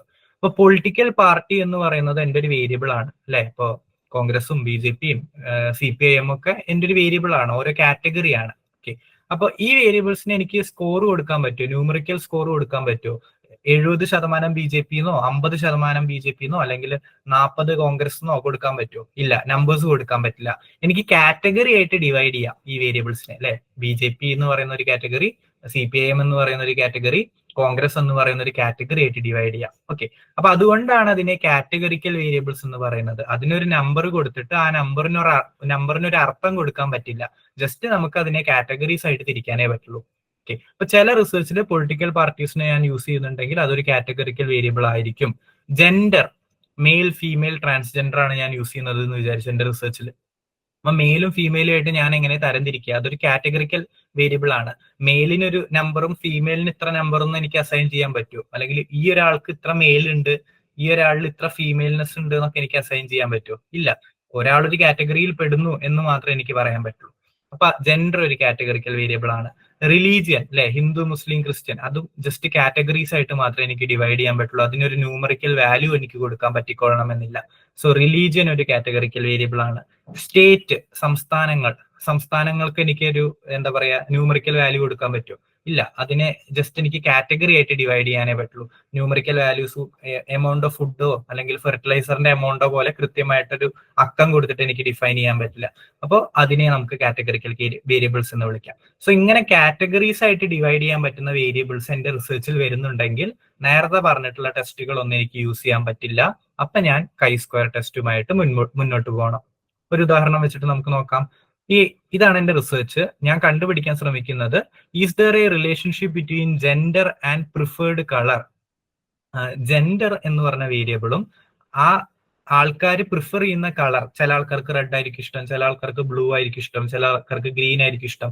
പ്രിഫേർഡ് കളറും തമ്മിൽ എന്തെങ്കിലും ബന്ധമുണ്ടോ എന്നാണ് ഞാൻ റിലേഷൻഷിപ്പ് മെഷർ ചെയ്യാൻ വേണ്ടിയിട്ട് ശ്രമിക്കുന്നത്. ഓക്കെ, ജെൻഡറും പ്രിഫേർഡ് കളറും തമ്മിൽ എന്തെങ്കിലും ബന്ധമുണ്ടോ എന്നാണ് ഞാൻ മെഷർ ചെയ്യാൻ വേണ്ടിയിട്ട് ശ്രമിക്കുന്നത്. ഇനി ആ ഒരു ഫൈൻഡിങ് ആണ് ഞാൻ കണ്ടുപിടിക്കാൻ വേണ്ടി ശ്രമിക്കുന്നത്. ഇതിൽ ജെൻഡർ എന്ന് പറയുന്ന വേരിയബിൾ കാറ്റഗറിക്കൽ വേരിയബിൾ ആണ്. അതിന് 2 ലെവലുകൾ ഉണ്ട്, ലെവൽസ് എന്ന് പറയട്ടോ, 2 വ്യത്യസ്ത തലങ്ങളുണ്ട്, മെയിൽ ആൻഡ് ഫീമെയിൽ. ഓക്കെ, അതാണ് ഞാൻ യൂസ് ചെയ്യുന്നുള്ളൂ. മെയിൽ ആൻഡ് ഫീമെയിൽ എന്ന് പറയുന്ന ജെൻഡറെ ഞാൻ എന്റെ റിസർച്ചിൽ യൂസ് ചെയ്യുന്നുള്ളൂ എന്ന് വിചാരിക്കുക. പ്രിഫേർഡ് കളറിനും ഇതേപോലെ നമുക്കൊരു അക്കം കൊടുക്കാൻ പറ്റില്ല, ഒരു ന്യൂമറിക്കൽ മീനിങ് ഫുൾ ആയിട്ടുള്ള ന്യൂമറിക്കൽ വാല്യൂ കൊടുക്കാൻ പറ്റില്ല. അതിനെ എനിക്ക് വേണമെങ്കിൽ 2 3 ആയിട്ട് തരംതിരിക്കാം.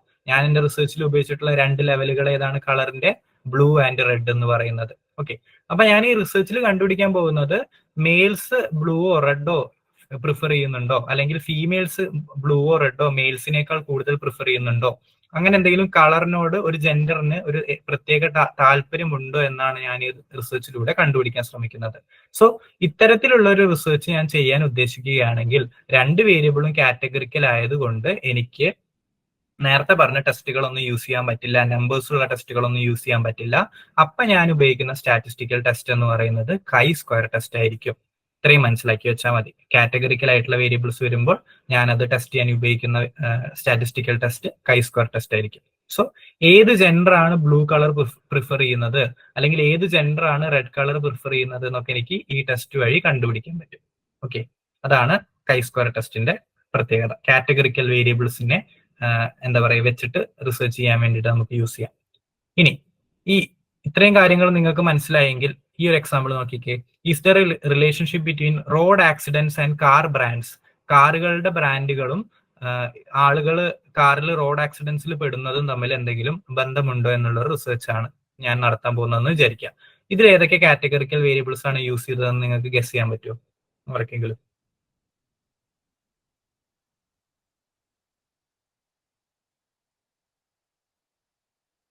ഈ റിസർച്ച് പ്രോബ്ലം ആയിട്ടാണ് ഞാൻ മുൻപോട്ട് പോകുന്നതെങ്കിൽ ഏതൊക്കെ കാറ്റഗറിക്കൽ വേരിയബിൾസ് ആണ് ഞാൻ ഈ റിസർച്ചിൽ ഉപയോഗിച്ചിരിക്കുന്നത് എന്ന് ആർക്കെങ്കിലും ഗസ് ചെയ്യാൻ പറ്റുമോ?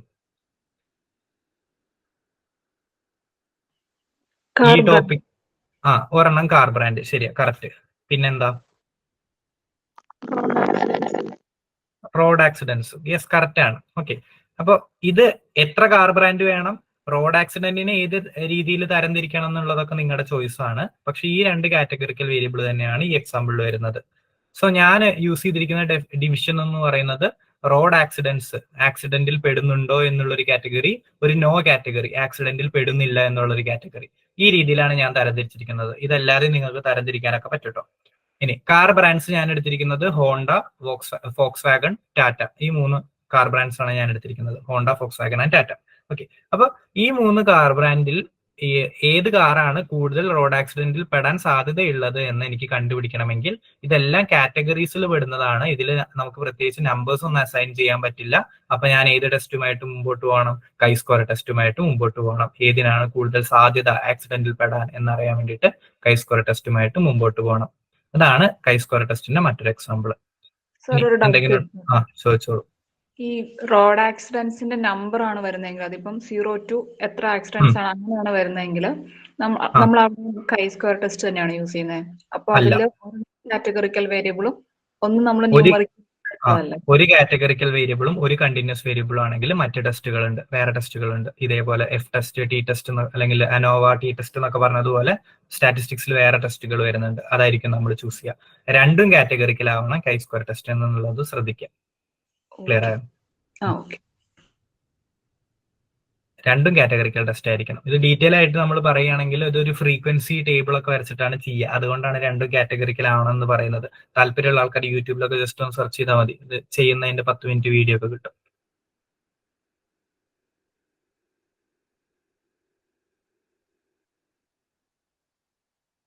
വേറെ എന്തെങ്കിലും ഡൗട്ട് ആർക്കെങ്കിലും ഉണ്ടോ?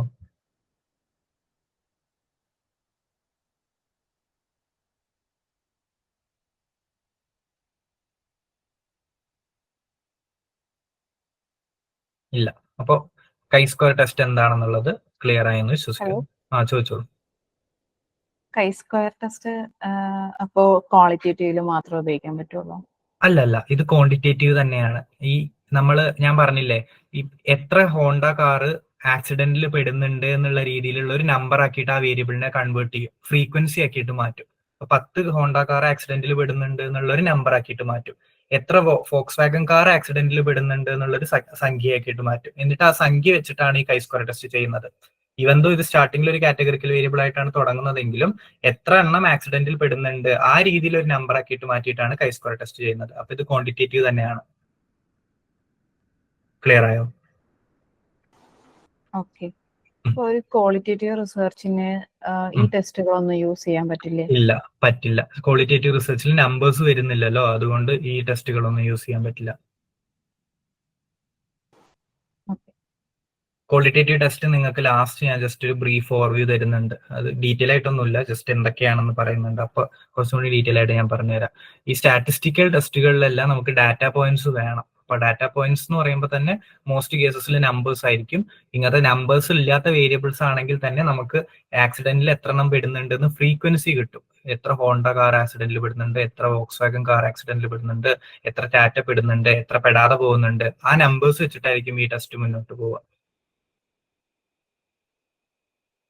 വേറെ എന്തെങ്കിലും ഡൗട്ട് ആർക്കെങ്കിലും ഉണ്ടോ?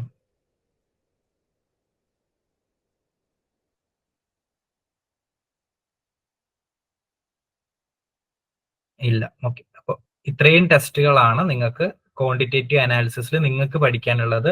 സോ നമ്മൾ ഡിസ്ക്രിപ്റ്റീവ് ആൻഡ് ഇൻഫറൻഷ്യൽ കോറിലേഷൻ, രണ്ട് റിലേഷൻഷിപ്പ് എസ്റ്റാബ്ലിഷ് ചെയ്യാൻ വേണ്ടിയിട്ടുള്ള കോറിലേഷൻ നമ്മൾ പഠിച്ചു. കണ്ടിന്യൂസ് വേരിയബിൾസ് ആണ് ഇതിലും വരുന്നത്. ടി ടെസ്റ്റ്, രണ്ട് ഗ്രൂപ്പ് തമ്മിലുള്ള വ്യത്യാസം മെഷർ ചെയ്യാൻ വേണ്ടിയിട്ടുള്ള ടി ടെസ്റ്റ് പഠിച്ചു. ഇതിലും കണ്ടിന്യൂസ് വേരിയബിൾസ് ആണ് അധികം വരിക. അനോവ, മൂന്നോ മൂന്നിലധികമോ ഗ്രൂപ്പുകൾ തമ്മിലുള്ള ഡിഫറൻസ് അനലൈസ് ചെയ്യാൻ വേണ്ടിയിട്ട് അനോവ യൂസ് ചെയ്യാമെന്ന് പഠിച്ചു. വേണമെങ്കിൽ രണ്ടിനും വേണ്ടിയിട്ടും അനോവ യൂസ് ചെയ്യാം. 2 ഗ്രൂപ്പ്സിന് വേണ്ടിയിട്ട് അനോവ യൂസ് ചെയ്യാം. ഇതിലും കണ്ടിന്യൂസ് വേരിയബിൾ ആണ് വരുന്നത്. ചില റിസർച്ചസിൽ നമുക്ക് മീനിങ് ഫുൾ ആയിട്ടുള്ള നമ്പേഴ്സ് ഒരു വേരിയബിളിന് അസൈൻ ചെയ്യാൻ പറ്റില്ല. ക്വാണ്ടിറ്റി സൂചിപ്പിക്കുന്ന നമ്പേഴ്സ് ഒരു വേരിയബിളിന് അസൈൻ ചെയ്യാൻ പറ്റില്ല. അത്തരത്തിലുള്ള വേരിയബിൾസിനെ നമ്മൾ കാറ്റഗറിക്കൽ വേരിയബിൾസ് എന്ന് വിളിക്കും. കാരണം അതിനെ ഓരോ കാറ്റഗറിയിലാക്കിയിട്ട് ഡിവൈഡ് ചെയ്യാനേ നമുക്ക് പറ്റുള്ളൂ. ഇങ്ങനെ കാറ്റഗറിക്കൽ വേരിയബിൾസ് വരുന്ന റിസർച്ചസിൽ ഏത് ടെസ്റ്റ് ചെയ്യണമെന്ന് ചോദിക്കുകയാണെങ്കിൽ chi-square ടെസ്റ്റ് ചെയ്യണം എന്നുള്ളതാണ് അതിന്റെ ആൻസർ വരുന്നത്. ഓക്കെ, ഇത്രയും ഡാറ്റ അനാലിസിസ് ടെസ്റ്റുകളാണ് നിങ്ങൾക്ക് പഠിക്കാനുള്ളത്. ഓക്കെ, അപ്പൊ ക്വാണ്ടിറ്റേറ്റീവ് റിസർച്ച് മൊത്തം തീർന്നു. നമ്മൾ ഏത് രീതിയിൽ സാമ്പിൾ സെലക്ട് ചെയ്യണം, സാമ്പിളിൽ നിന്ന് എങ്ങനെ ഡാറ്റ കളക്ട് ചെയ്യണം, ആ ഡാറ്റയെ എങ്ങനെ അനലൈസ് ചെയ്യണം എന്നുള്ള ബേസിക് ആയിട്ടുള്ള കാര്യങ്ങളൊക്കെ പഠിച്ചിട്ടുണ്ട്. ഓക്കെ, ഇനി നമ്മൾ ക്വാളിറ്റേറ്റീവ് റിസർച്ച് ഡിസൈൻസിനെ കുറിച്ചിട്ട് ജസ്റ്റ് ഒന്ന് ബ്രീഫ് ആയിട്ട് നോക്കാൻ പോവുകയാണ്. ഇതിൽ ഒരുപാട് ഡീറ്റെയിൽ ആയിട്ട് കാര്യങ്ങളൊന്നും പഠിക്കാനില്ല. കാരണം ഡീറ്റെയിൽ ആയിട്ട് പഠിക്കാൻ പോവുകയാണെങ്കിൽ, അതായത് നമ്മളിപ്പോൾ ക്വാണ്ടിറ്റേറ്റീവിൽ പറഞ്ഞതുപോലെ തന്നെ സ്റ്റെപ്പുകളൊക്കെ നോക്കുകയാണെങ്കിൽ വളരെ ഡീപ്പായിട്ടുള്ള ടോപ്പിക്കാണ് ഇത് ക്വാളിറ്റേറ്റീവ് റിസർച്ച് ഡിസൈൻസ് എന്ന് പറയുന്നത്. സ്റ്റാറ്റിസ്റ്റിക്സ് ആവുമ്പോൾ നമുക്ക് ജസ്റ്റ് സ്റ്റെപ്പ് 1, സ്റ്റെപ്പ് 2, സ്റ്റെപ്പ് 3 എന്ന് പറഞ്ഞിട്ട് പോകാം. ഇത് ക്വാളിറ്റേറ്റീവ് റിസർച്ചിൽ അങ്ങനെ കൃത്യമായിട്ടുള്ള സ്റ്റാറ്റിസ്റ്റിക്സ് ഒന്നും ഉപയോഗിക്കുന്നില്ലല്ലോ, നമ്പേഴ്സ് വരുന്നില്ലല്ലോ. അതുകൊണ്ട് തന്നെ റിസർച്ചറിന്റെ ഫ്രീഡം കുറച്ചും കൂടിയും കൂടുതലാണ്. സോ പല രീതിയിൽ ഈ റിസർച്ചുകൾ നടത്താൻ പറ്റും, ക്വാളിറ്റേറ്റീവ് റിസർച്ചുകൾ നടത്താൻ പറ്റും. അതുകൊണ്ട് ഇത് ഇത്തിരി ഡീപ്പായിട്ടുള്ള ടോപ്പിക്കാണ്. നമ്മൾ ഡിസൈനുകൾ, ക്വാളിറ്റേറ്റീവ് റിസർച്ച് ഡിസൈൻസ് അല്ലെങ്കിൽ ക്വാളിറ്റേറ്റീവ് റിസർച്ച് മെത്തേഡുകൾ ഏതൊക്കെയാണെന്ന് ചോദിക്കുകയാണെങ്കിൽ ജനറലി ഈ 4 മെത്തേഡ്സ് പറയാറുണ്ട്. ഇതല്ലാതെയും വേറെ മെത്തേഡ്സ് ഒക്കെ ഉണ്ട് കേട്ടോ. ആക്ഷൻ റിസർച്ച് എന്ന് പറഞ്ഞിട്ടുള്ള സാധനമുണ്ട്, ഫിനോമിനോളജിക്കൽ റിസർച്ച് എന്ന് പറഞ്ഞിട്ടുള്ള സാധനമുണ്ട്. അതൊന്നും വേണ്ട. നമ്മൾ ഈ 4 ഇതാണ് 4 ബേസിക് ആയിട്ട് പറയാറുള്ളത്. ഇതിൽ ആദ്യത്തേതെന്ന് പറയുന്നത് കേസ് സ്റ്റഡി. ഇത് നിങ്ങൾ ഓൾറെഡി പഠിച്ചതാണ്, ഞാൻ വീണ്ടും എടുക്കുന്നില്ല. നമ്മൾ മറ്റേ സൈക്കോപത്തോളജി എടുത്തപ്പോൾ കേസ് സ്റ്റഡി എന്താണ്, ഒരു സിംഗിൾ യൂണിറ്റിനെ കുറിച്ച്, ആ യൂണിറ്റ് ഒരു വ്യക്തിയാകാം, സമൂഹമാകാം, സ്ഥാപനമാകാം എന്നൊക്കെ നമ്മൾ പറഞ്ഞു. അതിനെക്കുറിച്ച് ഇൻഡെപ്ത് ആയിട്ട് ഡീറ്റെയിൽ ആയിട്ട് പഠിക്കുന്നതിനെ പറയുന്നത് പേരാണ് കേസ് സ്റ്റഡി എന്ന് നമ്മൾ ഓൾറെഡി ഡിസ്കസ് ചെയ്തതാണ്. സോ കേസ് സ്റ്റഡി എന്ന് പറയുന്നത് ക്വാളിറ്റേറ്റീവ് റിസർച്ച് ഡിസൈനിൽ വരുന്ന ഒരു എന്താ പറയുക ഒരു റിസർച്ച് മെത്തേഡാണ് കേസ് സ്റ്റഡി എന്ന് പറയുന്നത്. ഓക്കെ, അപ്പോൾ ഫസ്റ്റത്തെ കേസ് സ്റ്റഡി നമ്മൾ ഓൾറെഡി പഠിച്ചതാണ്. സെക്കൻഡ് വൺ എന്ന് പറയുന്നത് എത്നോഗ്രഫി എന്ന് പറഞ്ഞിട്ടുള്ള ഒരു സാധനമാണ്. എത്നോഗ്രഫിയില് മെയിൻ ഫോക്കസ് എന്താണെന്ന് വെച്ചാൽ ഞാൻ പറഞ്ഞതുപോലെ തന്നെ ഒരു പെർട്ടിക്കുലർ കമ്മ്യൂണിറ്റി, ഒരു പെർട്ടിക്കുലർ ട്രൈബോ അല്ലെങ്കിൽ ഒരു പെർട്ടിക്കുലർ സംസ്കാരത്തെ കുറിച്ചൊക്കെ നിങ്ങൾ പഠിക്കുമ്പോൾ അതിനെ റെപ്രസെന്റ് ചെയ്യാൻ വേണ്ടിയിട്ട് യൂസ് ചെയ്യുന്ന ടേമാണ് എത്നോഗ്രഫി. സബ്ജക്റ്റീവായിട്ട് നിങ്ങളൊരു ഉദാഹരണം പറയുകയാണെങ്കിൽ ഒരു ഗ്രാമത്തിൽ പോകുന്നു, അവിടെ ഒരു കൾച്ചർ ഉണ്ട്, ആ ഗ്രാമത്തിലെ കൾച്ചറിനെ കുറിച്ചിട്ട് നിങ്ങൾ ഡീറ്റെയിൽ ആയിട്ട് ഒബ്സർവേഷൻ നടത്തുകയാണ്, ഇന്റർവ്യൂ നടത്തുകയാണ്, അതൊക്കെ വഴി ഡാറ്റ കളക്ട് ചെയ്തിട്ട് നിങ്ങൾ അതിനെ റിപ്പോർട്ട് ആക്കിയിട്ട് മാറ്റുകയാണ് അല്ലെ. നരേറ്റീവ് റിപ്പോർട്ടാണ് ഇമ്പോർട്ടൻസ്, ക്വാളിറ്റേറ്റീവ് എന്ന് പറഞ്ഞില്ലേ, റിപ്പോർട്ടുകളാക്കിയിട്ട് മാറ്റുകയാണ്. അപ്പൊ നിങ്ങൾ ആ സംസ്കാരത്തിന്റെ വാല്യൂസ്, അവരുടെ വിശ്വാസങ്ങളൊക്കെയാണ് മനസ്സിലാക്കാൻ ശ്രമിക്കുന്നത്. അവരിൽ ഒരാളായിട്ട് ജീവിച്ചിട്ടാണ് നിങ്ങൾ ആ കാര്യത്തെ പഠിക്കുന്നതെങ്കിൽ അതിനെ പറയുന്ന പേരാണ് എത്നോഗ്രഫി എന്ന് പറയുന്നത്. സോ ഇത് ഈ ആന്ത്രപ്പോളജിയിലൊക്കെ യൂസ് ചെയ്യുന്ന സാധനമാണ് എത്നോഗ്രഫി. ഭയങ്കര ഡിസ്റ്റിങ്ക്റ്റ് ആയിട്ട് വിട്ടു നിൽക്കുന്ന കൾച്ചേഴ്സിനെയൊക്കെ പോയിട്ട് കാണുക, കോണ്ടാക്റ്റിലാകുക, പഠിക്കുക എന്നുള്ള കാര്യങ്ങളൊക്കെയാണ് എത്നോഗ്രഫിയിൽ വരുന്നത്. ഓക്കെ, ഒരു എക്സാമ്പിൾ ഞാൻ ഇവിടെ പറഞ്ഞിട്ടുണ്ട്. How do traditional rituals and beliefs influence the daily life of X tribe, a remote indigenous community in Amazon rain forest. Amazon വനാന്തരങ്ങളിൽ താമസിക്കുന്ന ഒരു ട്രൈബ് ഉണ്ട്. ആ ട്രൈബിന്റെ പേരെന്തുമാകാം, ഞാൻ ഇവിടെ എക്സ് എന്നാണ് കൊടുത്തിരിക്കുന്നത്. ആ ട്രൈബിന്റെ വിശ്വാസങ്ങൾ, അവരുടെ ആചാരങ്ങളൊക്കെ എങ്ങനെയാണ് അവരുടെ ലൈഫിനെ ബാധിക്കുന്നത് എന്നുള്ളൊരു കൺസെപ്റ്റാണ് ഞാൻ പഠിക്കാൻ ശ്രമിക്കുന്നതെങ്കിൽ അതൊരു എത്നോഗ്രഫി റിസർച്ച് ആയിരിക്കും. ഓക്കെ, ഇതിലെല്ലാം സിമിലാരിറ്റീസ് വരുന്നുണ്ട് കേട്ടോ. കേസ് സ്റ്റഡിയിൽ ഉപയോഗിക്കുന്ന പോലെ ഇന്റർവ്യൂവും എന്താ പറയുക ഡാറ്റ കളക്ഷൻ മെത്തേഡ്സ്, ഒബ്സർവേഷൻ ഒക്കെ തന്നെയായിരിക്കും നിങ്ങൾ എത്നോഗ്രഫിയിലും യൂസ് ചെയ്യുന്നത്. ടാർഗറ്റ് ഗോൾ ഇല്ലേ, അതിലുള്ള വ്യത്യാസമാണ്. കേസ് സ്റ്റഡി ആണെങ്കിൽ ജനറൽ ആയിട്ട് എന്തെങ്കിലും ഒരു യൂണിറ്റിനെ കുറിച്ചിട്ട് ഇൻഡെപ്ത് ആയിട്ട് പഠിക്കുക എന്നുള്ളതാണ്. എത്നോഗ്രഫി എന്ന് പറയുമ്പോൾ അവിടെ സ്പെസിഫിക് ആയിട്ട് ഒരു കൾച്ചർ അല്ലെങ്കിൽ ഒരു കമ്മ്യൂണിറ്റി, ഒരു സംസ്കാരം, അതിനെ കുറിച്ച് ഡീറ്റെയിൽ ആയിട്ട് തന്നെ പഠിക്കണം. ഓക്കെ, സിമിലാരിറ്റീസ് വരുന്നുണ്ട്. ഓക്കെ, സോ അതാണ് എത്നോഗ്രഫി എന്ന് പറയുന്നത്. ഇനി തേർഡ് വൺ എന്ന് പറയുന്നത് ഹിസ്റ്റോറിക്കൽ റിസർച്ച് ആണ്. ഹിസ്റ്റോറിക്കൽ റിസർച്ച് എന്ന് പറയുന്നത് എന്താ, നമ്മൾ ഓൾറെഡി ഡിസ്കസ് ചെയ്തത് തോന്നുന്നു കഴിഞ്ഞ ക്ലാസ്സിൽ. Primary data and secondary data ഞാൻ പറഞ്ഞില്ലേ. സെക്കൻഡറി ഡാറ്റ ഉപയോഗിച്ച് പാസ്റ്റിനെ പഠിക്കാൻ ശ്രമിക്കുന്നതാണ് ഹിസ്റ്റോറിക്കൽ റിസർച്ച്. ഹിസ്റ്റോറിയൻസ് ഒക്കെ അധികം ചെയ്യുന്നത് അല്ലെ. അവര് റിപ്പോർട്ട് എഴുതുമ്പോൾ നമ്മൾ പറഞ്ഞ പോലെ സ്റ്റാറ്റിസ്റ്റിക്സും കാര്യങ്ങളും എഫ് ടെസ്റ്റും ടി ടെസ്റ്റും അനോവൊക്കെ ആയിരിക്കില്ല ചെയ്യുക. കഥകളായിരിക്കില്ല അവരുടെ പുസ്തകങ്ങളിലും റിസർച്ച് പേപ്പറുകളിലൊക്കെ വരിക. കഥകൾ എന്ന് പറയുന്നത് ഇപ്പൊ ഹിറ്റ്ലറിനെ കുറിച്ചാണ് എഴുതുന്നതെങ്കിൽ ഹിറ്റ്ലറിന്റെ ഡയറി കുറിപ്പുകളോ കത്തുകളോ ഹിറ്റ്ലറുമായിട്ട് ഇടപഴകിയ ആൾക്കാരുടെ എഴുത്തുകളോ അതൊക്കെ വെച്ചിട്ട് അനലൈസ് ചെയ്തിട്ടായിരിക്കും ഇവര് ഹിസ്റ്ററിക്ക് വേണ്ടിയിട്ട് റിസർച്ച് നടത്തുക. അപ്പൊ അതാണ് മറ്റൊരു മെത്തേഡ് എന്ന് പറയുന്നത് ഹിസ്റ്റോറിക്കൽ റിസർച്ച്. വീണ്ടും നരേറ്റീവ് റിപ്പോർട്ട് തന്നെയാണ് നമുക്ക് റിസൾട്ട് ആയിട്ട് കിട്ടുക. നമ്പേഴ്സ് ഒന്നല്ല, കഥകൾ, അനുഭവങ്ങളൊക്കെ ആയിരിക്കും നമുക്ക് റിപ്പോർട്ടായിട്ട് കിട്ടുന്നത്. പക്ഷെ പാസ്റ്റിനെയാണ് പഠിക്കുന്നത്. സെക്കൻഡറി ഡാറ്റയാണ് ഹിസ്റ്റോറിക്കൽ റിസർച്ചിൽ അധികവും ഉപയോഗിക്കാറ് എന്നുള്ളതും കൂടി ജസ്റ്റ് പോയിന്റ് ആയിട്ട് നോട്ട് ചെയ്യാം. ഇനി ലാസ്റ്റ് വരുന്നത് ഗ്രൗണ്ടഡ് തിയറി ആണ്. ഇതാണ് കുറച്ച് കൺഫ്യൂസിങ് ആവാൻ സാധ്യതയുള്ളത്. ഗ്രൗണ്ടഡ് തിയറി എന്ന് പറയുന്നത് നമ്മൾ സാധാരണ ഒരു റിസർച്ച് നടത്തുക എങ്ങനെയാ, most researches begin with a hypothesis. റിസർച്ചറിന്റെ മനസ്സിൽ ഒരു ഐഡിയ ഉണ്ടായിരിക്കും അല്ലെ, ഇതായിരിക്കണം ഉത്തരം അല്ലെ. ഇപ്പൊ ഞാൻ ആ ഡയറ്റിലാണ് റിസർച്ച് ചെയ്യുന്നതെങ്കിൽ ഈ ഡയറ്റ് എ ആണ് ബിനേക്കാളും ബെറ്റർ എന്നൊരു ഏകദേശ ഒരു ഐഡിയ എന്റെ മനസ്സിലുണ്ടായിരിക്കും. അത് കൺഫേം ചെയ്യാൻ വേണ്ടിയിട്ടാണ് ഞാൻ റിസർച്ച് നടത്തുന്നത്. ഇതിനെയാണ് ഹൈപ്പോത്തസിസ് എന്ന് വിളിക്കുക. റിസർച്ചറിന്റെ മനസ്സിലുള്ള ഐഡിയ അല്ലെങ്കിൽ ആൻസർ, അതിനെയാണ് നമ്മൾ ഹൈപ്പോത്തസിസ് എന്ന് വിളിക്കുക. ഓക്കെ, സോ എല്ലാ റിസർച്ചും ജനറലി ഒരു ഹൈപ്പോത്തസിസ് വെച്ചിട്ടാണ് തുടങ്ങുന്നത്. ഓക്കെ, റിസർച്ചർക്ക് ഏകദേശം ഒരു ഐഡിയ ഉണ്ടായിരിക്കും എന്താണ് കിട്ടാൻ സാധ്യതയുള്ള റിസൾട്ട് എന്ന ഏകദേശം ഒരു ഐഡിയ ഉണ്ടായിരിക്കും. ഗ്രൗണ്ടഡ് തിയറിയില് ഹൈപ്പോത്തസിസിന് അധികം ഇമ്പോർട്ടൻസ് ഇല്ല. പ്രത്യേകിച്ച് മുൻവിധികളോട് കൂടിയിട്ടല്ല നിങ്ങളൊരു റിസർച്ച് നടത്തുന്നത്. ഓക്കെ, നിങ്ങൾക്ക് പ്രത്യേകിച്ച് ഒരു ആൻസർ മനസ്സിലുണ്ടാവില്ല, പ്രത്യേകിച്ച് സങ്കല്പങ്ങൾ ഉണ്ടാവില്ല, മുൻവിധികൾ ഉണ്ടാവില്ല. നിങ്ങളങ്ങനെ മനസ്സിലൊരു മുൻവിധി വെച്ചാൽ തന്നെ നിങ്ങളുടെ റിസർച്ച് ബയസ്ഡ് ആയി പോകാൻ സാധ്യതയുണ്ട്. ക്വാണ്ടിറ്റേറ്റീവ് റിസർച്ച് ആണെങ്കിൽ നിങ്ങൾ ബയസ്ഡ് ആയിട്ട് ചിന്തിച്ചാലും നമ്പേഴ്സ് കള്ളം പറയില്ല. നിങ്ങളിപ്പോ ഡയറ്റ് എ ആണ് നല്ലത് എന്ന് വിശ്വസിച്ചിട്ട് ക്വാണ്ടിറ്റേറ്റീവ് റിസർച്ച് ചെയ്താലും നമ്പേഴ്സ് ഒരിക്കലും കള്ളം പറയില്ല. നമ്പേഴ്സ് ഡയറ്റ് ബി ആണ് നല്ലതെങ്കിൽ ഡയറ്റ് ബി തന്നെയാണ് നല്ലതെന്നായിരിക്കും റിസൾട്ട് വരിക. സോ ക്വാണ്ടിറ്റേറ്റീവ് റിസർച്ചിന്റെ പ്രത്യേകത പറയുന്നത് അതാണ്, ബയസ്ഡ് റിസൾട്ട് കിട്ടാനുള്ള സാധ്യത കുറവാണ്. ഓക്കെ, പക്ഷെ ചില കേസസിൽ നിങ്ങൾ ക്വാളിറ്റേറ്റീവ് റിസർച്ച് ചെയ്യാൻ തീരുമാനിക്കുകയാണെങ്കിൽ ഈ ആളുകളുടെ അനുഭവം എക്സ്പീരിയൻസ് ഒക്കെ നിങ്ങൾക്ക് എന്താ പറയുക ഒപ്പിയെടുക്കണമെങ്കിൽ നമ്പേഴ്സ് കൊണ്ട് ഒരിക്കലും സാധിക്കില്ല. അപ്പൊ നിങ്ങൾക്ക് ക്വാളിറ്റേറ്റീവ് റിസർച്ച് ആയിട്ട് തന്നെ മുമ്പോട്ട് പോകണം. അപ്പോ നമ്മൾ ഈ മുൻവിധികൾ ഹൈപ്പോത്തസിസ് ഒക്കെ മനസ്സിൽ വെച്ചിട്ട് റിസർച്ച് ചെയ്യുകയാണെങ്കിൽ അവര് പറഞ്ഞ കാര്യം നേരെ അനലൈസ് ചെയ്യാൻ നിങ്ങൾക്ക് പറ്റിക്കൊള്ളണമെന്നില്ല. നിങ്ങളുടെ മനസ്സിൽ ഒരു ഐഡിയ ഉള്ളത് കൊണ്ട് തന്നെ നിങ്ങളുടെ റിസൾട്ട് ബയസ്ഡ് ആവാനുള്ള സാധ്യതയുണ്ട്. അത് ഒഴിവാക്കാൻ വേണ്ടിയിട്ടാണ് നമ്മൾ ഗ്രൗണ്ടഡ് തിയറി ചെയ്യുന്നത്. നമ്മൾ ഹൈപ്പോത്തസിസിനൊന്നും ഇമ്പോർട്ടൻസ് കൊടുക്കില്ല. നമ്മളുടെ മുൻവിധികളെല്ലാം നമ്മൾ റിസർച്ചർ എന്ന നിലയിൽ എടുത്തു കളഞ്ഞിട്ടാണ് ഗ്രൗണ്ടഡ് തിയറി ചെയ്യാൻ തുടങ്ങുന്നത്. പിന്നെ നമ്മൾ അവരുമായിട്ട് ഇടപഴകുമ്പോഴുള്ള ഒബ്സർവേഷൻ, അവരുമായിട്ട് ഇന്റർവ്യൂ ചെയ്യുമ്പോൾ കിട്ടുന്ന കോൺവെർസേഷൻ, ആ ഡാറ്റ ഇല്ലേ, ആ ഡാറ്റ നമ്മൾ വായിച്ചു നോക്കിയിട്ട് ചെയ്യുന്ന അനാലിസിസ്, ഇതെല്ലാം ചെയ്തിട്ട് എന്താ പ്രത്യേകത, ഗ്രൗണ്ടഡ് തിയറി വരും. അതിൽ നിന്ന് നമുക്കൊരു എക്സ്പ്ലനേഷൻ കിട്ടും, ഒരു തിയറി ഉണ്ടാക്കിയെടുക്കാൻ പറ്റും. ഓക്കെ, സോ ഇതിന്റെ ഒരു പ്രത്യേകത എന്ന് പറയുന്നത് പ്രത്യേകിച്ച് ബയസസ് ഒന്നും മനസ്സിൽ വെക്കില്ല റിസർച്ചർ എന്താണോ നടക്കുന്നത് ആ കാര്യത്തെ നേരെ ഒബ്സർവ് ചെയ്യുന്നു, ഇന്റർവ്യൂ എടുക്കുന്നു, അവര് പറഞ്ഞു തരുന്ന കാര്യങ്ങളെ കുറിച്ച് നേരെ പഠിക്കുന്നു, അതിനെ മനസ്സിലാക്കുന്നു. എന്നിട്ട് ഡാറ്റ എങ്ങോട്ടേക്കാണോ കൊണ്ടുപോകുന്നത്, ക്വാളിറ്റേറ്റീവ് ആയിട്ട് കിട്ടുന്ന കഥകൾ, റിപ്പോർട്ടുകൾ എങ്ങോട്ടേക്കാണോ കൊണ്ടുപോകുന്നത്, ആ വഴിയെ സഞ്ചരിച്ചിട്ട് ഒരു തിയറി ഉണ്ടാക്കിയെടുക്കുന്നതാണ് ഗ്രൗണ്ടഡ് തിയറി എന്ന് പറയുന്നത്. ഓക്കെ, സോ നമ്മുടെ മനസ്സിലുള്ള ഹൈപ്പോത്തസിസിന് അവിടെ ഇമ്പോർട്ടൻസ് ഇല്ല എന്നുള്ളതാണ് അതിന്റെ പ്രത്യേകതയായിട്ട് വരുന്നത്. ഇതിനെ ഇൻഡക്റ്റീവ് മെത്തേഡ് എന്ന് വിളിക്കും. ഇൻഡക്റ്റീവ് മെത്തേഡ് എന്ന് വിളിക്കാൻ എന്താ കാരണം?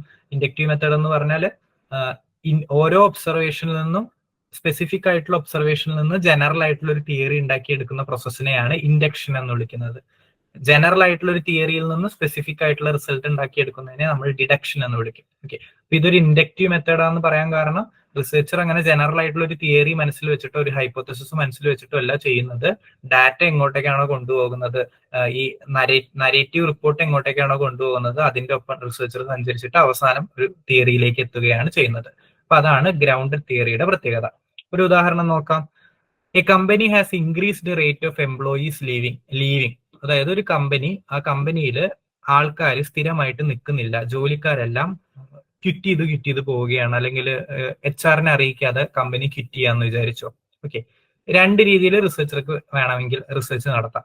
നമ്മൾ നേരത്തെ പറഞ്ഞതുപോലെ ഹൈപ്പോത്തസിസ്, ഈ എംപ്ലോയീസ് എന്തുകൊണ്ടാണ് ക്വിറ്റ് ചെയ്യാൻ കാരണം എന്നുള്ളൊരു ടെൻഡേറ്റീവ് ആയിട്ടുള്ള ആൻസർ, ഒരു ഉത്തരം മനസ്സിൽ വെച്ചിട്ട് നമുക്ക് റിസർച്ച് നടത്താം. അല്ലെങ്കിൽ ഗ്രൗണ്ടഡ് തിയറിയുടെ മെത്തേഡിൽ റിസർച്ച് നടത്താം. A researcher decides to create a theory that explains this behaviour using qualitative research. Researcher പ്രത്യേകിച്ച് തിയറി ഒന്നും മനസ്സിൽ വെക്കുന്നില്ല, ഒരു തിയറി ഇനി പുതിയതായിട്ട് ഇത് എക്സ്പ്ലെയിൻ ചെയ്യുന്ന ഒരു തിയറി ഉണ്ടാക്കി എടുക്കുകയാണ് ചെയ്യേണ്ടത്. അപ്പോൾ ഈ കമ്പനിയിലുള്ള എംപ്ലോയീസുമായിട്ട് സംസാരിച്ചിട്ടും അവരെ ഒബ്സർവ് ചെയ്തിട്ടും അവർ തരുന്ന റിപ്പോർട്ടുകൾ അനലൈസ് ചെയ്തിട്ടൊക്കെ മറ്റേ റിസർച്ചർ ഈ ഒരു ഫിനോമിനൻ എക്സ്പ്ലെയിൻ ചെയ്യുന്ന ഒരു തിയറിയിലേക്ക് എത്തും. എന്തുകൊണ്ടാണ് എംപ്ലോയീസ് ലീവ് ചെയ്യുന്നത് എന്നുള്ള രീതിയിലുള്ള ഒരു തിയറിയിലേക്ക് എത്തും. ഓക്കെ, അതാണ് ഗ്രൗണ്ടഡ് തിയറിയുടെ പ്രത്യേകത. ഇതേ സാധനം തന്നെ നമുക്ക് മനസ്സിലൊരു ഹൈപ്പോത്തസിസ് വെച്ചിട്ട് കേസ് സ്റ്റഡി വഴിയോ, സാധാരണ കേസ് സ്റ്റഡിയാണ് യൂസ് ചെയ്യുക, കേസ് സ്റ്റഡി വഴിയൊക്കെ നമുക്ക് ചെയ്യാം. ഓക്കെ, പക്ഷെ അങ്ങനെ മനസ്സിലൊരു ഹൈപ്പോത്തസിസ് വെക്കാതെ ചെയ്യുമ്പോഴാണ് അതിനെ നമ്മൾ ഗ്രൗണ്ടഡ് തിയറി മെത്തേഡ് എന്ന് വിളിക്കുന്നത്. അതിന്റെ എൻഡ് റിസൾട്ട് ആയിട്ട് നമ്മളൊരു തിയററ്റിക്കൽ എക്സ്പ്ലനേഷൻ കൂടിയും കൊടുക്കും. ഇത്രയും കിട്ടിയ ഡാറ്റയിൽ നിന്ന് എനിക്ക് മനസ്സിലാവുന്നത് ഇന്ന കാരണങ്ങൾ കൊണ്ടാണ് എംപ്ലോയീസ് ഈ കമ്പനി വിടുന്നത്, ഇന്ന കാര്യങ്ങൾ ശ്രദ്ധിച്ചാൽ എംപ്ലോയീസ് കമ്പനി വിടുന്നത് നിർത്താൻ പറ്റും എന്നുള്ള രീതിയിലേക്കും കൂടി നമുക്ക് കൊണ്ടുവരാൻ പറ്റും എന്നുള്ളതാണ് ഗ്രൗണ്ട് തിയറിയുടെ പ്രത്യേകത. ഓക്കെ, സോ ഈ 4 മെത്തേഡിൽ എന്തെങ്കിലും ഡൗട്ട് ഉണ്ടെങ്കിൽ ചോദിച്ചോളൂ.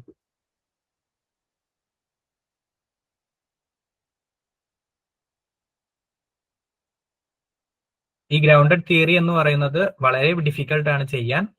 റിസർച്ച് ചെയ്യുന്ന എല്ലാ വ്യക്തികൾക്കും ടെൻഡേറ്റീവ് ആയിട്ടുള്ള ഒരു ആൻസർ അവരുടെ മനസ്സിലുണ്ടായിരിക്കും. അതുകൊണ്ട് തന്നെ റയർ ആണ് ഗ്രൗണ്ടഡ് തിയറി ഒക്കെ എന്നുള്ളതും കൂടി മനസ്സിലാക്കി വെച്ചോളൂ. കാരണം അധികം ആൾക്കാർ ഒരു ഹൈപ്പോത്തസിസിന്റെ ബേസിസിൽ തന്നെയാണ് റിസർച്ച് മുമ്പോട്ട് കൊണ്ടുപോവുക. ഓക്കെ, അപ്പൊ ഇന്ന വഴികളിലൂടെയൊക്കെ നിങ്ങൾക്ക് ക്വാളിറ്റേറ്റീവ് റിസർച്ചുകൾ വേണമെങ്കിൽ നടത്താം. ഇതല്ലാതെ ഇനി ആക്ഷൻ റിസർച്ച് എന്ന് പറഞ്ഞിട്ടുള്ളത് ഒരു എന്താ പറയുക, ഇമ്മീഡിയറ്റ് ആയിട്ട് ഒരു പ്രോബ്ലം നിങ്ങൾക്ക് സോൾവ് ചെയ്യണമെങ്കിൽ അതിനുവേണ്ടി യൂസ് ചെയ്യുന്നതാണ് ആക്ഷൻ റിസർച്ച്. ഡീറ്റെയിൽ ആയിട്ടൊന്നും പഠിക്കണ്ട, ജസ്റ്റ് പറഞ്ഞു എന്നേ ഉള്ളൂ. ഒരു പ്രാക്ടിക്കൽ ക്വാളിറ്റേറ്റീവ് റിസർച്ച് ആണ് ആക്ഷൻ റിസർച്ച് എന്ന് പറയുന്നത്. പിന്നെ ഫിനോമിനോളജിക്കൽ റിസർച്ച് ഉണ്ട്. അത് ഈ വ്യക്തികളുടെ ചിന്തകൾക്ക് ഭയങ്കര ഇമ്പോർട്ടൻസ് കൊടുത്തിട്ടുള്ള, അവരുടെ ഇന്നർ വേൾഡിന് ഭയങ്കര ഇമ്പോർട്ടൻസ് കൊടുത്തിട്ടുള്ള റിസർച്ച് ആണ് ഫിനോമിനോളജിക്കൽ റിസർച്ച്. ആ വ്യക്തിയുടെ ചിന്തകൾ, ആ വ്യക്തി എങ്ങനെയാണ് ലോകത്തെ വീക്ഷിക്കുന്നത് എന്നൊക്കെ മനസ്സിലാക്കുന്ന റിസർച്ച് ആണ് ഫിനോമിനോളജിക്കൽ റിസർച്ച്. അങ്ങനത്തെ റിസർച്ചസും ഇതിൽ വരുന്നുണ്ട്. ഓക്കെ, ഇതാണ് ബേസിക്കലി കോർ റിസർച്ചസ് ആയിട്ട് പറയാറുള്ളത്. ഇനി ഫൈനൽ ടോപ്പിക് നിങ്ങൾക്ക് ഇതിൽ വരുന്നത് ക്വാണ്ടിറ്റേറ്റീവ് റിസർച്ചിൽ നമ്മൾ ക്വാണ്ടിറ്റേറ്റീവ് ഡാറ്റ അനാലിസിസ് പഠിച്ചതുപോലെ ക്വാളിറ്റേറ്റീവ് റിസർച്ചിൽ നമ്മൾ എങ്ങനെ ക്വാളിറ്റേറ്റീവ് ഡാറ്റ അനലൈസ് ചെയ്യും. ക്വാളിറ്റേറ്റീവ് ഡാറ്റ എന്ന് പറഞ്ഞാൽ എന്താ? ഇവര് പറയുന്ന കാര്യങ്ങൾ അല്ലെ, ഇവര് പറയുന്ന കഥകൾ, ഇവര് പറയുന്ന അനുഭവങ്ങളൊക്കെയാണ് ക്വാളിറ്റേറ്റീവ് ഡാറ്റ. ഇത് നമ്മൾ എങ്ങനെ അനലൈസ് ചെയ്യും എന്നുള്ള ചോദ്യം വളരെ റെലവെന്റ് ആയ വളരെ ബുദ്ധിമുട്ടുള്ള ഒരു ചോദ്യമാണ്. ഓക്കെ, ഞാൻ പറഞ്ഞതുപോലെ ക്വാളിറ്റേറ്റീവ് ഡാറ്റ അനാലിസിസിന് സ്റ്റെപ്പ് ബൈ സ്റ്റെപ്പ് പ്രൊസീജിയർ ഒന്നുമില്ല. ഓക്കെ, ക്വാണ്ടിറ്റേറ്റീവ് ഡാറ്റ അനാലിസിസ് ആണെങ്കിൽ ആദ്യം മീൻ കാണണം, പിന്നെ വേരിയൻസ് കാണണമെന്നോ അല്ലെങ്കിൽ പിന്നെ ഈ ഫോർമുല യൂസ് ചെയ്യണം എന്നൊക്കെ സ്റ്റെപ്പ് ബൈ സ്റ്റെപ്പ് ആയിട്ട് നമുക്ക് പറയാൻ പറ്റും. ക്വാളിറ്റേറ്റീവ് റിസർച്ചിൽ അങ്ങനെ സ്റ്റെപ്പ് ബൈ സ്റ്റെപ്പ് പ്രൊസീജിയേഴ്സ് ഒന്നും ഇല്ല. റിസർച്ചറിന്റെ ഫ്രീഡം കുറച്ചും കൂടി അധികമാണ്. റിസർച്ചർ എത്രത്തോളം റെസ്പോൺസിബിലിറ്റി ഏറ്റെടുത്തിട്ട് അനാലിസിസ് ചെയ്യുന്നു അത്രയും ബയസ്ഡ് റിസൾട്ട് കുറയും. ഓക്കെ, ഈ ബയസസ് എവിടേക്കാ വരാൻ സാധ്യതയുള്ളതെന്ന് നമ്മൾ തന്നെ സ്വയം തിരിച്ചറിയണം. അവിടെ കാണിച്ചു തരാൻ നമ്പേഴ്സ് ഒന്നും ഉണ്ടായിരിക്കില്ല എന്നുള്ളതാണ് ഇമ്പോർട്ടന്റ് ആയിട്ടുള്ള പോയിന്റ് വരുന്നത്. സോ റിസർച്ചർ അദ്ദേഹത്തിന്റെ കോമൺ സെൻസ് ഉപയോഗിച്ചിട്ടാണ് ഈ ഡാറ്റയെ അനലൈസ് ചെയ്യുക. ഓക്കെ, ഇത് തന്നെ പല രീതിയിൽ അനാലിസിസ് ഉണ്ട്. ജനറലി നമ്മൾ കുറച്ച് യൂസ് ചെയ്യുന്ന അനാലിസിസ് ഞാൻ ഇവിടെ കൊടുത്തിട്ടുണ്ട്. തീമാറ്റിക് അനാലിസിസ് എന്ന് പറയണം. തീമാറ്റിക് അനാലിസിസ് എന്ന് പറഞ്ഞാൽ finding the common underlying themes. ഇപ്പോ ഞാൻ ഡിപ്രഷനുള്ള ഒരു വ്യക്തിനെ ഞാൻ പോയിട്ട് ഇന്റർവ്യൂ ചെയ്യുകയാണ്. ഓക്കെ, ഈ വ്യക്തി ഞാൻ ഇന്റർവ്യൂ ചെയ്യുന്ന സംഭാഷണങ്ങളിലെല്ലാം തന്നെ നിരന്തരമായി സ്യൂസൈഡിനെ സൂചിപ്പിക്കുന്നുണ്ട് എന്ന് വിചാരിക്കുക, ആത്മഹത്യയെ സൂചിപ്പിക്കുന്നുണ്ട് എന്ന് വിചാരിക്കുക. അപ്പോൾ ഞാൻ തീമാറ്റിക് അനാലിസിസ് ആണ് ഉപയോഗിക്കുന്നതെങ്കിൽ ഈ വ്യക്തി സംസാരിച്ച കാര്യങ്ങളെല്ലാം എഴുതി വെച്ചിട്ട് അതിൽ നിന്ന് സ്യൂസൈഡ് എന്നുള്ള ഒരു തീം, ഒരു ആശയം എമർജ് ചെയ്യുന്നുണ്ട് എന്നുള്ള രീതിയിൽ റിസൾട്ട് എഴുതി വെക്കും. സോ ഇവര് പറയുന്ന കാര്യത്തില് കോമൺ ആയിട്ട് എന്തെങ്കിലും തീം ഉണ്ടോ എന്ന് ഐഡന്റിഫൈ ചെയ്യുന്നതാണ് തീമാറ്റിക് അനാലിസിസിന്റെ ജോലി. ഇപ്പൊ ഈ ഡിപ്രഷനുള്ള വ്യക്തി സ്യൂസൈഡിനെ കുറിച്ച് സംസാരിക്കുന്നതാകാം. ഒരു വീട്ടമ്മേനെയാണ് നിങ്ങൾ ഇന്റർവ്യൂ ചെയ്യുന്നതെങ്കിൽ അവര് നിരന്തരമായിട്ട് ഫിസിക്കൽ വയലൻസ്, ഭർത്താവിന്റെ ഉപദ്രവത്തെ കുറിച്ച് സംസാരിക്കുന്നുണ്ടെങ്കിൽ ഗാർഹിക പീഡനം എന്ന് പറഞ്ഞൊരു തീം അതിൽ നിന്ന് നിങ്ങൾക്ക് അനലൈസ് ചെയ്തെടുക്കാവുന്നതാണ്. ഓക്കെ, ഇത് മറ്റേ സോഫ്റ്റ്വെയർസ് ഒന്നും നിങ്ങൾക്ക് കാണിച്ചു തരില്ല, നിങ്ങൾ നിങ്ങളുടെ യുക്തി ഉപയോഗിച്ചിട്ട് ചിന്തിച്ചിട്ട് ഉണ്ടാക്കിയെടുക്കണം. അപ്പൊ അതാണ് തീമാറ്റിക് അനാലിസിസ്. കോമൺ ആയിട്ടുള്ള എന്തെങ്കിലും തീം ഉണ്ടോ എന്ന് കണ്ടുപിടിക്കാം. ഓക്കെ, വേറൊരു അനാലിസിസ് എന്ന് പറയുന്നത് ഡിസ്കോഴ്സ് ആൻഡ് കോൺവെർസേഷൻ അനാലിസിസ്. സംഭാഷണങ്ങളെ വ്യാഖ്യാനിക്കുക, സംഭാഷണം അനലൈസ് ചെയ്യുക എന്നുള്ളത്. ഇതിലെന്താ ചെയ്യാന്ന് വെച്ചാൽ, ഇപ്പൊ ഇന്റർവ്യൂ വഴിയാണ് നിങ്ങൾ ഡാറ്റ കളക്ട് ചെയ്തതെന്ന് വിചാരിച്ചോ. ഇന്റർവ്യൂ വഴിയാണ് നിങ്ങൾ ഡാറ്റ കളക്ട് ചെയ്തത്. അപ്പോൾ നിങ്ങൾ കോൺവെർസേഷൻ അനാലിസിസ് ആണ് ചെയ്യുന്നതെങ്കിൽ അവര് പറഞ്ഞിട്ടുള്ള എന്താ പറയാ സംസാരിക്കുന്ന രീതിയില്ലേ, അത് പ്രിന്റ് എടുക്കുന്നത് പോലെ നിങ്ങൾ നോട്ടീസ് ചെയ്ത് റിപ്പോർട്ടിൽ എഴുതി വെക്കും. അതായത് എവിടേക്ക് അയാൾ സ്റ്റട്ടർ ചെയ്തു, എവിടേക്ക് അയാൾ എന്താ പറയാ പോസ് ഇട്ടു, എവിടേക്ക് അയാൾ സ്പീഡ് കൂട്ടി, എവിടേക്ക് അയാൾ ഇമോഷണൽ ആക്കി, ഇതെല്ലാം മെൻഷൻ ചെയ്തിട്ട് നിങ്ങൾ റിപ്പോർട്ട് ഉണ്ടാക്കും. ഓക്കെ, ആ സംഭാഷണത്തിന് ഭയങ്കര ഇമ്പോർട്ടൻസ് ആയിരിക്കും കൊടുക്കുക. ഈ തീമാറ്റിക് അനാലിസിസ് ആണെങ്കിൽ നിങ്ങൾ ജസ്റ്റ് ഒരു സമ്മറി ആയിരിക്കും കൊടുക്കുക. അയാൾ ഇന്ന ചോദ്യത്തിന് ഇന്നൊരു ഉത്തരം പറഞ്ഞു എന്നായിരിക്കും കൊടുക്കുക. ഡിസ്കോഴ്സ് ആൻഡ് കോൺവെർസേഷൻ അനാലിസിസിൽ അയാളുടെ ലാംഗ്വേജ് യൂസ് എങ്ങനെയൊക്കെയാണ്, ആ ലാംഗ്വേജ് യൂസിലൂടെ അയാൾ എന്ത് ഇമോഷനാണ് പ്രകടിപ്പിക്കുന്നത്, ആ തരത്തിലൊക്കെ ആയിരിക്കും നിങ്ങൾ അനാലിസിസ് ചെയ്യുക. ഒരു ഉദാഹരണം പറയുകയാണെങ്കിൽ, ഈ ഇലക്ഷൻ ക്യാമ്പയിനിൽ പൊളിറ്റീഷ്യൻസ് യൂസ് ചെയ്യുന്ന ലാംഗ്വേജ് എങ്ങനെയാണ് വോട്ടേഴ്സിൽ ട്രസ്റ്റ് ഉണ്ടാക്കിയെടുക്കുന്നത് എന്ന് നിങ്ങൾക്ക് പഠിക്കണം, ക്വാളിറ്റേറ്റീവ് ആയിട്ട് പഠിക്കണം. അപ്പൊ ഈ പൊളിറ്റീഷ്യൻസ് എന്താ പറയാ കൊടുക്കുന്ന പ്രസംഗങ്ങളെ നിങ്ങൾക്ക് റെക്കോർഡ് ചെയ്ത് വെക്കാം. ഓക്കെ, റെക്കോർഡ് ചെയ്ത് വെച്ചിട്ട് ഞാൻ പറഞ്ഞ പോലെ റിപ്പോർട്ടില് പോസും സൈലൻസും അതേപോലെ ഇമോഷൻസും എല്ലാം നോട്ട് ചെയ്തിട്ട് നിങ്ങൾ റിപ്പോർട്ടിൽ ഇതിനെ ട്രാൻസ്ക്രൈബ് ചെയ്യും. ഈ സംഭാഷണത്തെ അതേപോലെ എഴുതി വെക്കും. എന്നിട്ട് ഏതൊക്കെ ഭാഗത്ത് ഏതൊക്കെ ടെക്നിക്സ് ഉപയോഗിച്ചിട്ടാണ് ആ വ്യക്തി ട്രസ്റ്റ് ഉണ്ടാക്കി എടുക്കുന്നത് എന്ന് നിങ്ങൾ അനലൈസ് ചെയ്യും. അതാണ് ഡിസ്കോഴ്സ് ആൻഡ് കോൺവെർസേഷൻ അനാലിസിസിൽ നടക്കുന്നത്. അവിടെ ആ സംഭാഷണം, ഒരു വാക്ക്, ഒരു മൂളൽ, ഒരു വിക്ക്, ഇതിനൊക്കെ പ്രാധാന്യമുണ്ട്. ഓക്കെ, പിന്നെ കോണ്ടന്റ് അനാലിസിസ്. കണ്ടന്റ് അനാലിസിസിൽ വരുന്നത് ന്യൂസ് പേപ്പറുകൾ, മീഡിയ റിപ്പോർട്ടുകൾ, ഇതൊക്കെയാണല്ലോ കണ്ടന്റ് പുറത്തേക്ക് വിടുന്നത്. ഇപ്പൊ ഹിസ്റ്റോറിക്കൽ റിസർച്ച് ഒക്കെ ചെയ്യുന്ന ആൾക്കാരാണെങ്കിൽ അവർ കണ്ടന്റ് അനാലിസിസ് ആയിരിക്കും അധികം ചെയ്യുക. സോ ഇവര് ന്യൂസ് പേപ്പേഴ്സ്, മീഡിയ റിപ്പോർട്ട്സ് ഒക്കെ ഏത് വർഷം എന്ത് ന്യൂസ് ഡിസ്കസ് ചെയ്തു, അതിൽ നിന്ന് എന്ത് ആശയമാണ് അവർ കൺവേ ചെയ്യാൻ വേണ്ടി ശ്രമിച്ചത്, ആ രീതിയിലായിരിക്കും ഇവര് റിസൾട്ട് അനലൈസ് ചെയ്തിട്ട് വെക്കാൻ വേണ്ടിയിട്ട് ശ്രമിക്കുക. ഓക്കെ, അപ്പോൾ ഈ അനാലിസിസ് ഒരെണ്ണോ അല്ലെങ്കിൽ ഒന്നിൽ കൂടുതലോ നിങ്ങൾക്ക് യൂസ് ചെയ്യാം ഒരു ക്വാളിറ്റേറ്റീവ് റിസർച്ച് ചെയ്യുകയാണെങ്കിൽ. അധികം ആൾക്കാരും തീമാറ്റിക് അനാലിസിസ് ആണ് യൂസ് ചെയ്യാറ്. അതാണ് ഈസി കാര്യം. ജസ്റ്റ് ഒരു സമ്മറി കൊടുത്തിട്ട് അതിൽ നിന്ന് പുറത്തേക്ക് വരുന്ന ആശയങ്ങൾ ഏതാണെന്ന് മാത്രം നോട്ട് ചെയ്ത് വെച്ചാൽ മതി. Discourse analysis, conversation analysis, content analysis എന്ന് പറയുന്നതൊക്കെ ഭയങ്കര ബുദ്ധിമുട്ടുള്ള കാര്യമാണ്. ഓക്കെ, സോ ഇത്തരത്തിലുള്ള കാര്യങ്ങളും ചെയ്യാറുണ്ട് ചില ആൾക്കാർ. അപ്പൊ ഈ രീതിയിൽ നിങ്ങൾക്ക് വേണമെങ്കിൽ അനലൈസ് ചെയ്യാം. ഇനി ഈ തീമാറ്റിക് ആണെങ്കിലും ഡിസ്കോഴ്സ് അനാലിസിസ് ആണെങ്കിലും കണ്ടന്റ് അനാലിസിസ് ആണെങ്കിലും ഒക്കെ കോമൺ ആയിട്ട് വരുന്ന കുറച്ച് സ്റ്റെപ്പുകൾ ഉണ്ട്. These steps are generally common in all these methods. എന്തൊക്കെയാണ് ആ സ്റ്റെപ്പുകൾ? Prepare and organise your data. ഇപ്പൊ ഞാൻ പറഞ്ഞ പോലെ നിങ്ങൾ ഇന്റർവ്യൂ എടുക്കുകയാണെങ്കിൽ ആ ഡാറ്റ നിങ്ങൾ റെക്കോർഡ് ചെയ്ത് വെക്കണം. അവർ പറയുന്ന ഓരോ വാക്കുമാണ് നിങ്ങളുടെ ഡാറ്റ, നമ്പേഴ്സ് ഇല്ല നിങ്ങൾക്ക്. അപ്പൊ അവരുടെ എല്ലാ സംഭാഷണങ്ങളും നിങ്ങൾ റെക്കോർഡ് ചെയ്ത് വെക്കണം. Okay. Review and explore your data. ഒരു വട്ടം കേട്ടിട്ട് നിങ്ങൾക്ക് ഇഷ്ടമുള്ള റിപ്പോർട്ട് എഴുതാൻ പറ്റുമോ? ഇല്ല. വീണ്ടും വീണ്ടും റിപ്ലൈ ചെയ്ത് കേൾക്കണം. അവർ എന്ത് ചോദ്യത്തിന് എന്ത് മറുപടി പറഞ്ഞു, ആ മറുപടി കൊണ്ട് എന്താണ് അവർ ഉദ്ദേശിച്ചത് എന്ന് വീണ്ടും വീണ്ടും നിങ്ങൾ റിവ്യൂ ചെയ്യണം. Develop A data coding system. Coding എന്ന് പറയുന്നത് കോമൺ ആയിട്ടുള്ള കാര്യങ്ങളെ നിങ്ങൾ അണ്ടർലൈൻ ചെയ്യുന്നതോ ഒരു കളർ കൊടുക്കുന്നതോ അല്ലെങ്കിൽ ഒരു കാറ്റഗറി ആക്കി മാറ്റുന്നതിനെയൊക്കെയാണ് കോഡിംഗ് എന്ന് പറയുന്നത്. ഈ ക്വാളിറ്റേറ്റീവ് റിസർച്ചിൽ വരുന്ന ഒരു സാധനമാണ് കോഡിംഗ്. ഒരു ഉദാഹരണം ഞാൻ കാണിച്ചു തരാം. ഇത് നോക്ക്. ഒരു വ്യക്തിയോട് ചോദിച്ച ചോദ്യത്തിനുള്ള ഉത്തരമാണ് ആ വ്യക്തി തരുന്നത്. Personally I'm not sure. I think the climate is changing but I don't know why or how. People say you should trust the experts, but who's to say they don't have their own reasons for pushing this narrative? ഇങ്ങനെ ഒരു ചോദ്യം ചോദിച്ചപ്പോൾ കിട്ടിയ സാധനം അതേപോലെ നമ്മൾ എഴുതി വെച്ചു. ഇതിനെ നമ്മൾ കോഡിംഗ് ചെയ്യുമ്പോൾ ഇങ്ങനെയാണ് ചെയ്യുന്നത്. ഇപ്പോൾ I'm not sure and I don't know why or how. ഇത് ആ വ്യക്തിയുടെ അൺസർട്ടൈനിറ്റി, ഉറപ്പില്ലായ്മയെ കാണിക്കുന്നുണ്ട് അല്ലെ. സർട്ടൈൻ അല്ല ആ വ്യക്തിയുടെ അഭിപ്രായങ്ങൾ. അപ്പൊ നമ്മൾ അതിനെ ഈ കളറിൽ അണ്ടർലൈൻ ചെയ്തിട്ട് അതിനൊരു കോഡാക്കി മാറ്റി. അൺസർട്ടൈനിറ്റി എന്ന് പറഞ്ഞിട്ടുള്ള ഒരു കോഡാക്കി മാറ്റി. ഇനി ക്ലൈമറ്റ് ഈസ് ചേഞ്ചിങ് എന്നുള്ള സാധനത്തിന് നമ്മൾ പച്ച കളറിൽ അണ്ടർലൈൻ ചെയ്തിട്ട് അക്നോളജ്മെന്റ് ഓഫ് ക്ലൈമറ്റ് ചേഞ്ച് എന്നുള്ള ഒരു കോഡാക്കി മാറ്റി, ഒരു കാറ്റഗറിയിലേക്ക് മാറ്റി. ആ വ്യക്തി ക്ലൈമറ്റ് ചേഞ്ച് അംഗീകരിക്കുന്നുണ്ട്. പിന്നെ who's to say that they don't have their own reasons for pushing this narrative. പിന്നെ എക്സ്പേർട്ടുകളെ ട്രസ്റ്റ് ചെയ്യരുത് എന്നൊക്കെ പറയുന്ന ഭാഗങ്ങളെ നമ്മൾ നീല കളറിൽ അണ്ടർലൈൻ ചെയ്തിട്ട് ഡിസ്ട്രസ്റ്റ് ഓഫ് എക്സ്പേർട്സ്, എക്സ്പേർട്ടുകളെ ട്രസ്റ്റ് ചെയ്യുന്നില്ല ഈ വ്യക്തി എന്നുള്ള ഒരു കോഡിലേക്ക് ആക്കി.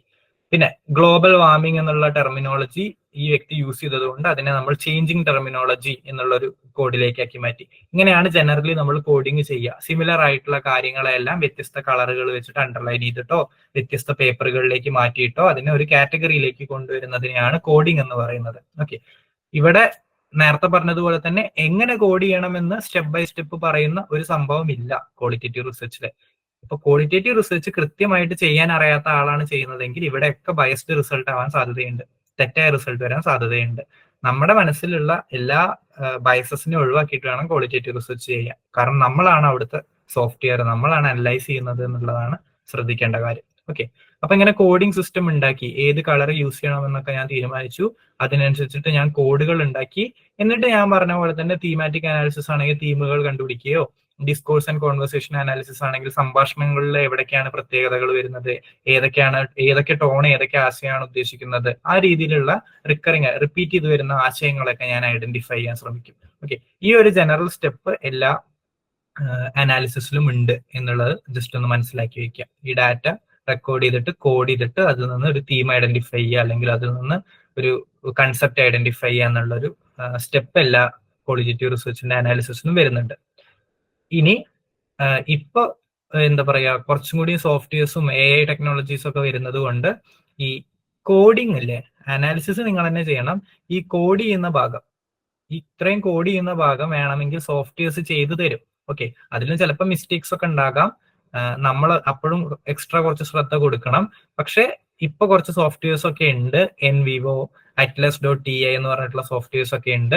അതിൽ നമ്മൾ ഈ സംഭാഷണങ്ങളൊക്കെ ഇട്ട് കൊടുക്കുകയാണെങ്കിൽ അവര് ഏകദേശം റിപ്പീറ്റ് ചെയ്ത് വരുന്ന കോഡുകൾ, തീമുകൾ എന്തൊക്കെയാണെന്നൊക്കെ ഉള്ളത് അവർ ഐഡന്റിഫൈ ചെയ്തിട്ട് പുറത്തേക്ക് എടുത്തു തരും. ഓക്കെ. ആ രീതിയിൽ നിങ്ങൾക്ക് ഇങ്ങനത്തെ സോഫ്റ്റ്വെയർസ് യൂസ് ചെയ്തിട്ട് ഈ ക്വാളിറ്റേറ്റീവ് റിസർച്ച് അനാലിസിസ് ഈസി ആക്കാം. പക്ഷെ കംപ്ലീറ്റ് ആയിട്ട് അത് ചെയ്തു തരില്ല. സ്റ്റാറ്റിസ്റ്റിക്കൽ സോഫ്റ്റ്വെയർസ് ചെയ്തു തരുന്നത് പോലെ ചെയ്തു തരില്ല. കുറെയൊക്കെ നിങ്ങളുടെ കയ്യിൽ തന്നെയാണ് അപ്പോൾ ഇരിക്കുന്നത്, കറക്റ്റ് ചെയ്യാനും എഡിറ്റ് ചെയ്യാനും ഒക്കെ. സോ NVivo, Atlas.ti ഒക്കെ അതിന് വേണ്ടിയിട്ട് യൂസ് ചെയ്യുന്ന സോഫ്റ്റ്വെയർസ് ആണെന്നുള്ളത് മനസ്സിലാക്കി വെക്കാം. ഓക്കെ. അപ്പൊ ഈ റിസർച്ച് അനാലിസിസിൽ എന്തെങ്കിലും ഡൗട്ട് ഉണ്ടെങ്കിൽ ചോദിച്ചോളൂ, ഇല്ലെങ്കിൽ നമുക്ക് ക്വസ്റ്റ്യൻസിലേക്ക് കിടക്കാം.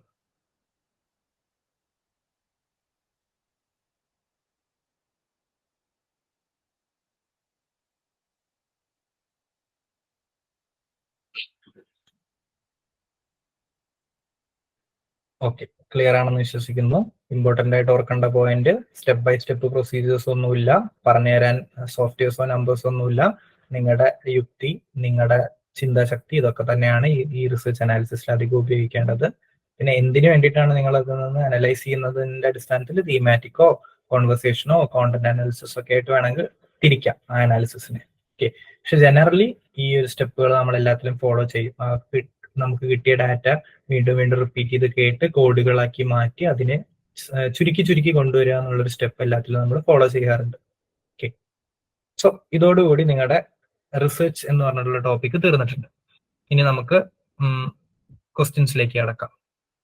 Median of the data set 1 2 3 4 5 is, ഏതാണ് ഇതിന്റെ മീഡിയൻ വരുന്നത്? 1 2 3 4 5 എന്ന് പറഞ്ഞ ഡാറ്റ സെറ്റിന്റെ മീഡിയൻ ഏതാണ്? 3.5. ഓക്കെ, രണ്ടുത്തരം വരുന്നുണ്ട്. 3 ആണോ 3.5 ആണോ?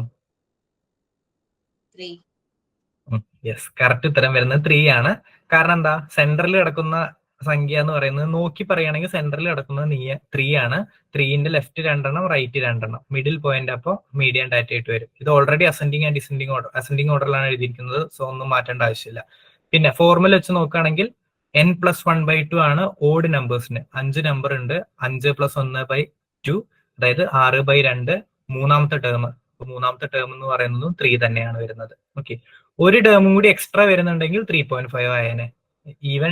ഈവൻ നമ്പർ ഓഫ് ടേംസ് ആണെങ്കിൽ 3.5 ആയേനെ. ഓക്കെ, അപ്പൊ അത് ശ്രദ്ധിക്കണം, ഏത് ഫോർമുല എങ്ങനെയാണ് ഉപയോഗിക്കേണ്ടതെന്ന് ഐഡന്റിഫൈ ചെയ്യുന്നത്. സോ ഇതിന്റെ മീഡിയൻ എന്ന് പറയുന്നത് 3 ആണ്. Mode of the data set 1 2 3 4 4 4 2 5, ഏതാണ് ഇതിന്റെ മോഡ്? മോഡ് എന്ന് പറഞ്ഞാൽ ഏറ്റവും കൂടുതൽ റിപ്പീറ്റ് ചെയ്യുന്ന സാധനം എന്നാണ് നമ്മൾ പറഞ്ഞത്. ഇതിൽ 2 വട്ടം റിപ്പീറ്റ് ചെയ്യുന്നുണ്ട്, 4 3 വട്ടം റിപ്പീറ്റ് ചെയ്യുന്നുണ്ട്. അപ്പൊ 4 ആണ് ഹയസ്റ്റ് ഫ്രീക്വൻസിയിൽ റിപ്പീറ്റ് ആവുന്നത്. സോ മോഡ് എന്ന് പറയുന്നത് 4 ആണ്. Variance is the dash of standard deviation. Square root ആണോ, സ്ക്വയർ ആണോ, ക്യൂബ് റൂട്ട് ആണോ, ക്യൂബ് ആണോ? Square root. ഓക്കെ, ഉറപ്പിച്ചോ? Variance is the square root of standard deviation. Square ആണോ സ്ക്വയർ റൂട്ട് ആണോ? Square root. യെസ്, സ്ക്വയർ ആണ്. ഞാൻ പഠിപ്പിച്ചപ്പോ നിങ്ങളെ പഠിപ്പിച്ചത് standard deviation is the square root of variance എന്നാണ്. ക്വസ്റ്റ്യൻ ചോദിച്ചപ്പോ ഞാൻ ചുമ്മാ ഒന്ന് തിരിച്ചിട്ടു എന്നേ ഉള്ളൂ. കൺഫ്യൂഷൻ ആവരുതേ, ക്ലിയർ ആവണം. വേരിയൻസിന്റെ സ്ക്വയർ റൂട്ട് ആണ് സ്റ്റാൻഡേർഡ് ഡീവിയേഷൻ. അങ്ങനെയാണെങ്കിൽ സ്റ്റാൻഡേർഡ് ഡീവിയേഷന്റെ സ്ക്വയർ ആയിരിക്കണം വേരിയൻസ്. സോ ഇതിന്റെ ഉത്തരം വരുന്നത് variance is the square of standard deviation ആണ് വരുന്നത്. സ്ക്വയർ റൂട്ട് എന്ന് കൊടുത്താൽ തെറ്റും. ഓക്കെ, അത് ശ്രദ്ധിക്കണം. സ്ക്വയർ ആണ് ഉത്തരം വരുന്നത്. ഏതെങ്കിലും ഒരെണ്ണം പഠിച്ചു വെക്കുക, ഒരു റിലേഷൻ പഠിച്ചു വെക്കുക, അത് നേരെ മനസ്സിലാക്കി വെക്കുക. ക്വസ്റ്റ്യൻ നേരെ വായിച്ചിട്ട് ആൻസർ ചെയ്യുക. സ്റ്റാറ്റിസ്റ്റിക്സിൽ അതാണ് എപ്പോഴും ശ്രദ്ധിക്കേണ്ടത്. ധൃതി പിടിക്കരുത്, നേരെ ക്വസ്റ്റ്യൻ വായിച്ചിട്ട് ആൻസർ ചെയ്യുക. A researcher wants to test a new medicine for cholera. കോളറയ്ക്ക് വേണ്ടിയിട്ടുള്ള ഒരു മരുന്ന് ഒരു റിസർച്ചർക്ക് ടെസ്റ്റ് ചെയ്യണം. He divides the patients into 2 groups. 2 ഗ്രൂപ്പായിട്ട് പേഷ്യൻസിനെ ഡിവൈഡ് ചെയ്തു. Group A with old medicine, പഴയ മരുന്ന് കൊടുക്കുന്നത് ഗ്രൂപ്പ് എക്ക്. Group B with new medicine, പുതിയ മരുന്ന് കൊടുക്കുന്നത് ഗ്രൂപ്പ് ബിക്ക്. Which statistical test can he use to test the effect of medicine between 2 groups? ഈ 2 ഗ്രൂപ്പിനെ കമ്പയർ ചെയ്യാൻ ഏത് സ്റ്റാറ്റിസ്റ്റിക്കൽ ടെസ്റ്റ് ആണ് യൂസ് ചെയ്യാൻ പറ്റുക? ഇൻഡിപെൻഡന്റ് സാമ്പിൾ ടി ടെസ്റ്റ് ആണ് വരുന്നത്. കാരണം എന്താന്ന് മനസ്സിലായില്ലേ? 2 ഗ്രൂപ്പ്, ഒരു ഗ്രൂപ്പിന് ഒരു ട്രീറ്റ്മെന്റ് കണ്ടീഷനെ കിട്ടുന്നുള്ളൂ, മിക്സ് ചെയ്തിട്ട് കിട്ടുന്നില്ല. ഒരേ ഗ്രൂപ്പിന് തന്നെ 2 മരുന്ന് കൊടുക്കുകയാണെങ്കിൽ പെയർഡ് സാമ്പിൾ ടി ടെസ്റ്റ് വന്നിരുന്നു. ഓക്കെ, 2 ഗ്രൂപ്പ്സ് എന്നൊക്കെ കണ്ടാൽ തന്നെ ടി ടെസ്റ്റ് ആണ് എന്നുള്ളത് മനസ്സിലേക്ക് വരണം. ഓക്കെ, ആ കീവേഡ് മറക്കരുത്. അപ്പൊ ഇൻഡിപെൻഡന്റ് സാമ്പിൾ ടി ടെസ്റ്റ് ആണ് ആൻസർ വരുന്നത്. Which one of the following Pearson correlations show the strongest positive relationship? ഏറ്റവും സ്ട്രോങ് ആയിട്ടുള്ള പോസിറ്റീവ് റിലേഷൻഷിപ്പ് ഇതിൽ ഏതാണ് കാണിക്കുന്നത്? ഏത് വാല്യൂ ആണ് കാണിക്കുന്നത്? 0.6, -0.9, പോയിന്റ്, ഇത് മൈനസ് ആണ്. 0.4. ചോദിച്ചോളൂ. Option A 0.6. Yes, option A 0.6 ആണ്. മറ്റേ ഷോസ് ദ സ്ട്രോങ്ങസ്റ്റ് റിലേഷൻഷിപ്പ് എന്ന് ചോദിക്കുകയാണെങ്കിൽ ഏത് വരും? -0.9. യെസ്, -0.9 വരും. ഞാൻ പറഞ്ഞ പോലെ 1നോട് ഏറ്റവും അടുത്ത് കിടക്കുമ്പോഴാണ് സ്ട്രെങ്ത് കൂടി വരുന്നത്.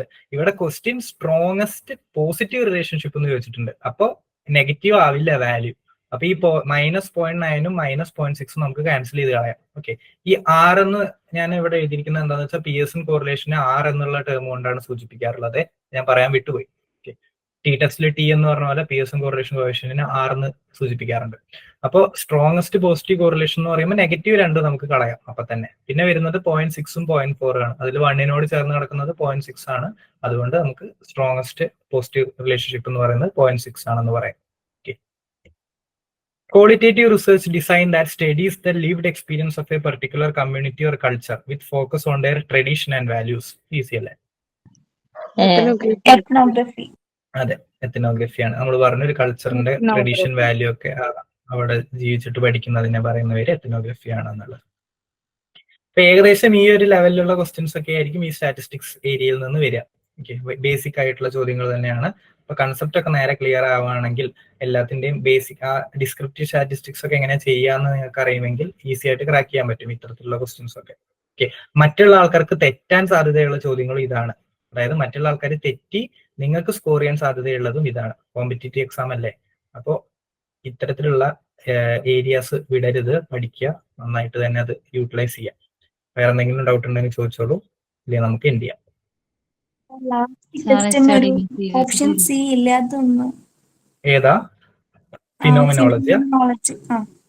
ഫിനോമിനോളജിക്കൽ റിസർച്ച് എന്ന് പറഞ്ഞാല് ഇപ്പൊ ഓരോ ആൾക്കാരും ലോകത്തെ കാണുന്ന രീതി ഓരോ രീതിയിലായിരിക്കുമല്ലോ. നമ്മൾ പറയില്ല ഇപ്പൊ മഞ്ഞപ്പിത്തം വന്നവർക്കെല്ലാം മഞ്ഞ കളറിലേ കാണുള്ളൂ എന്ന് പറയുന്നത് പോലെ.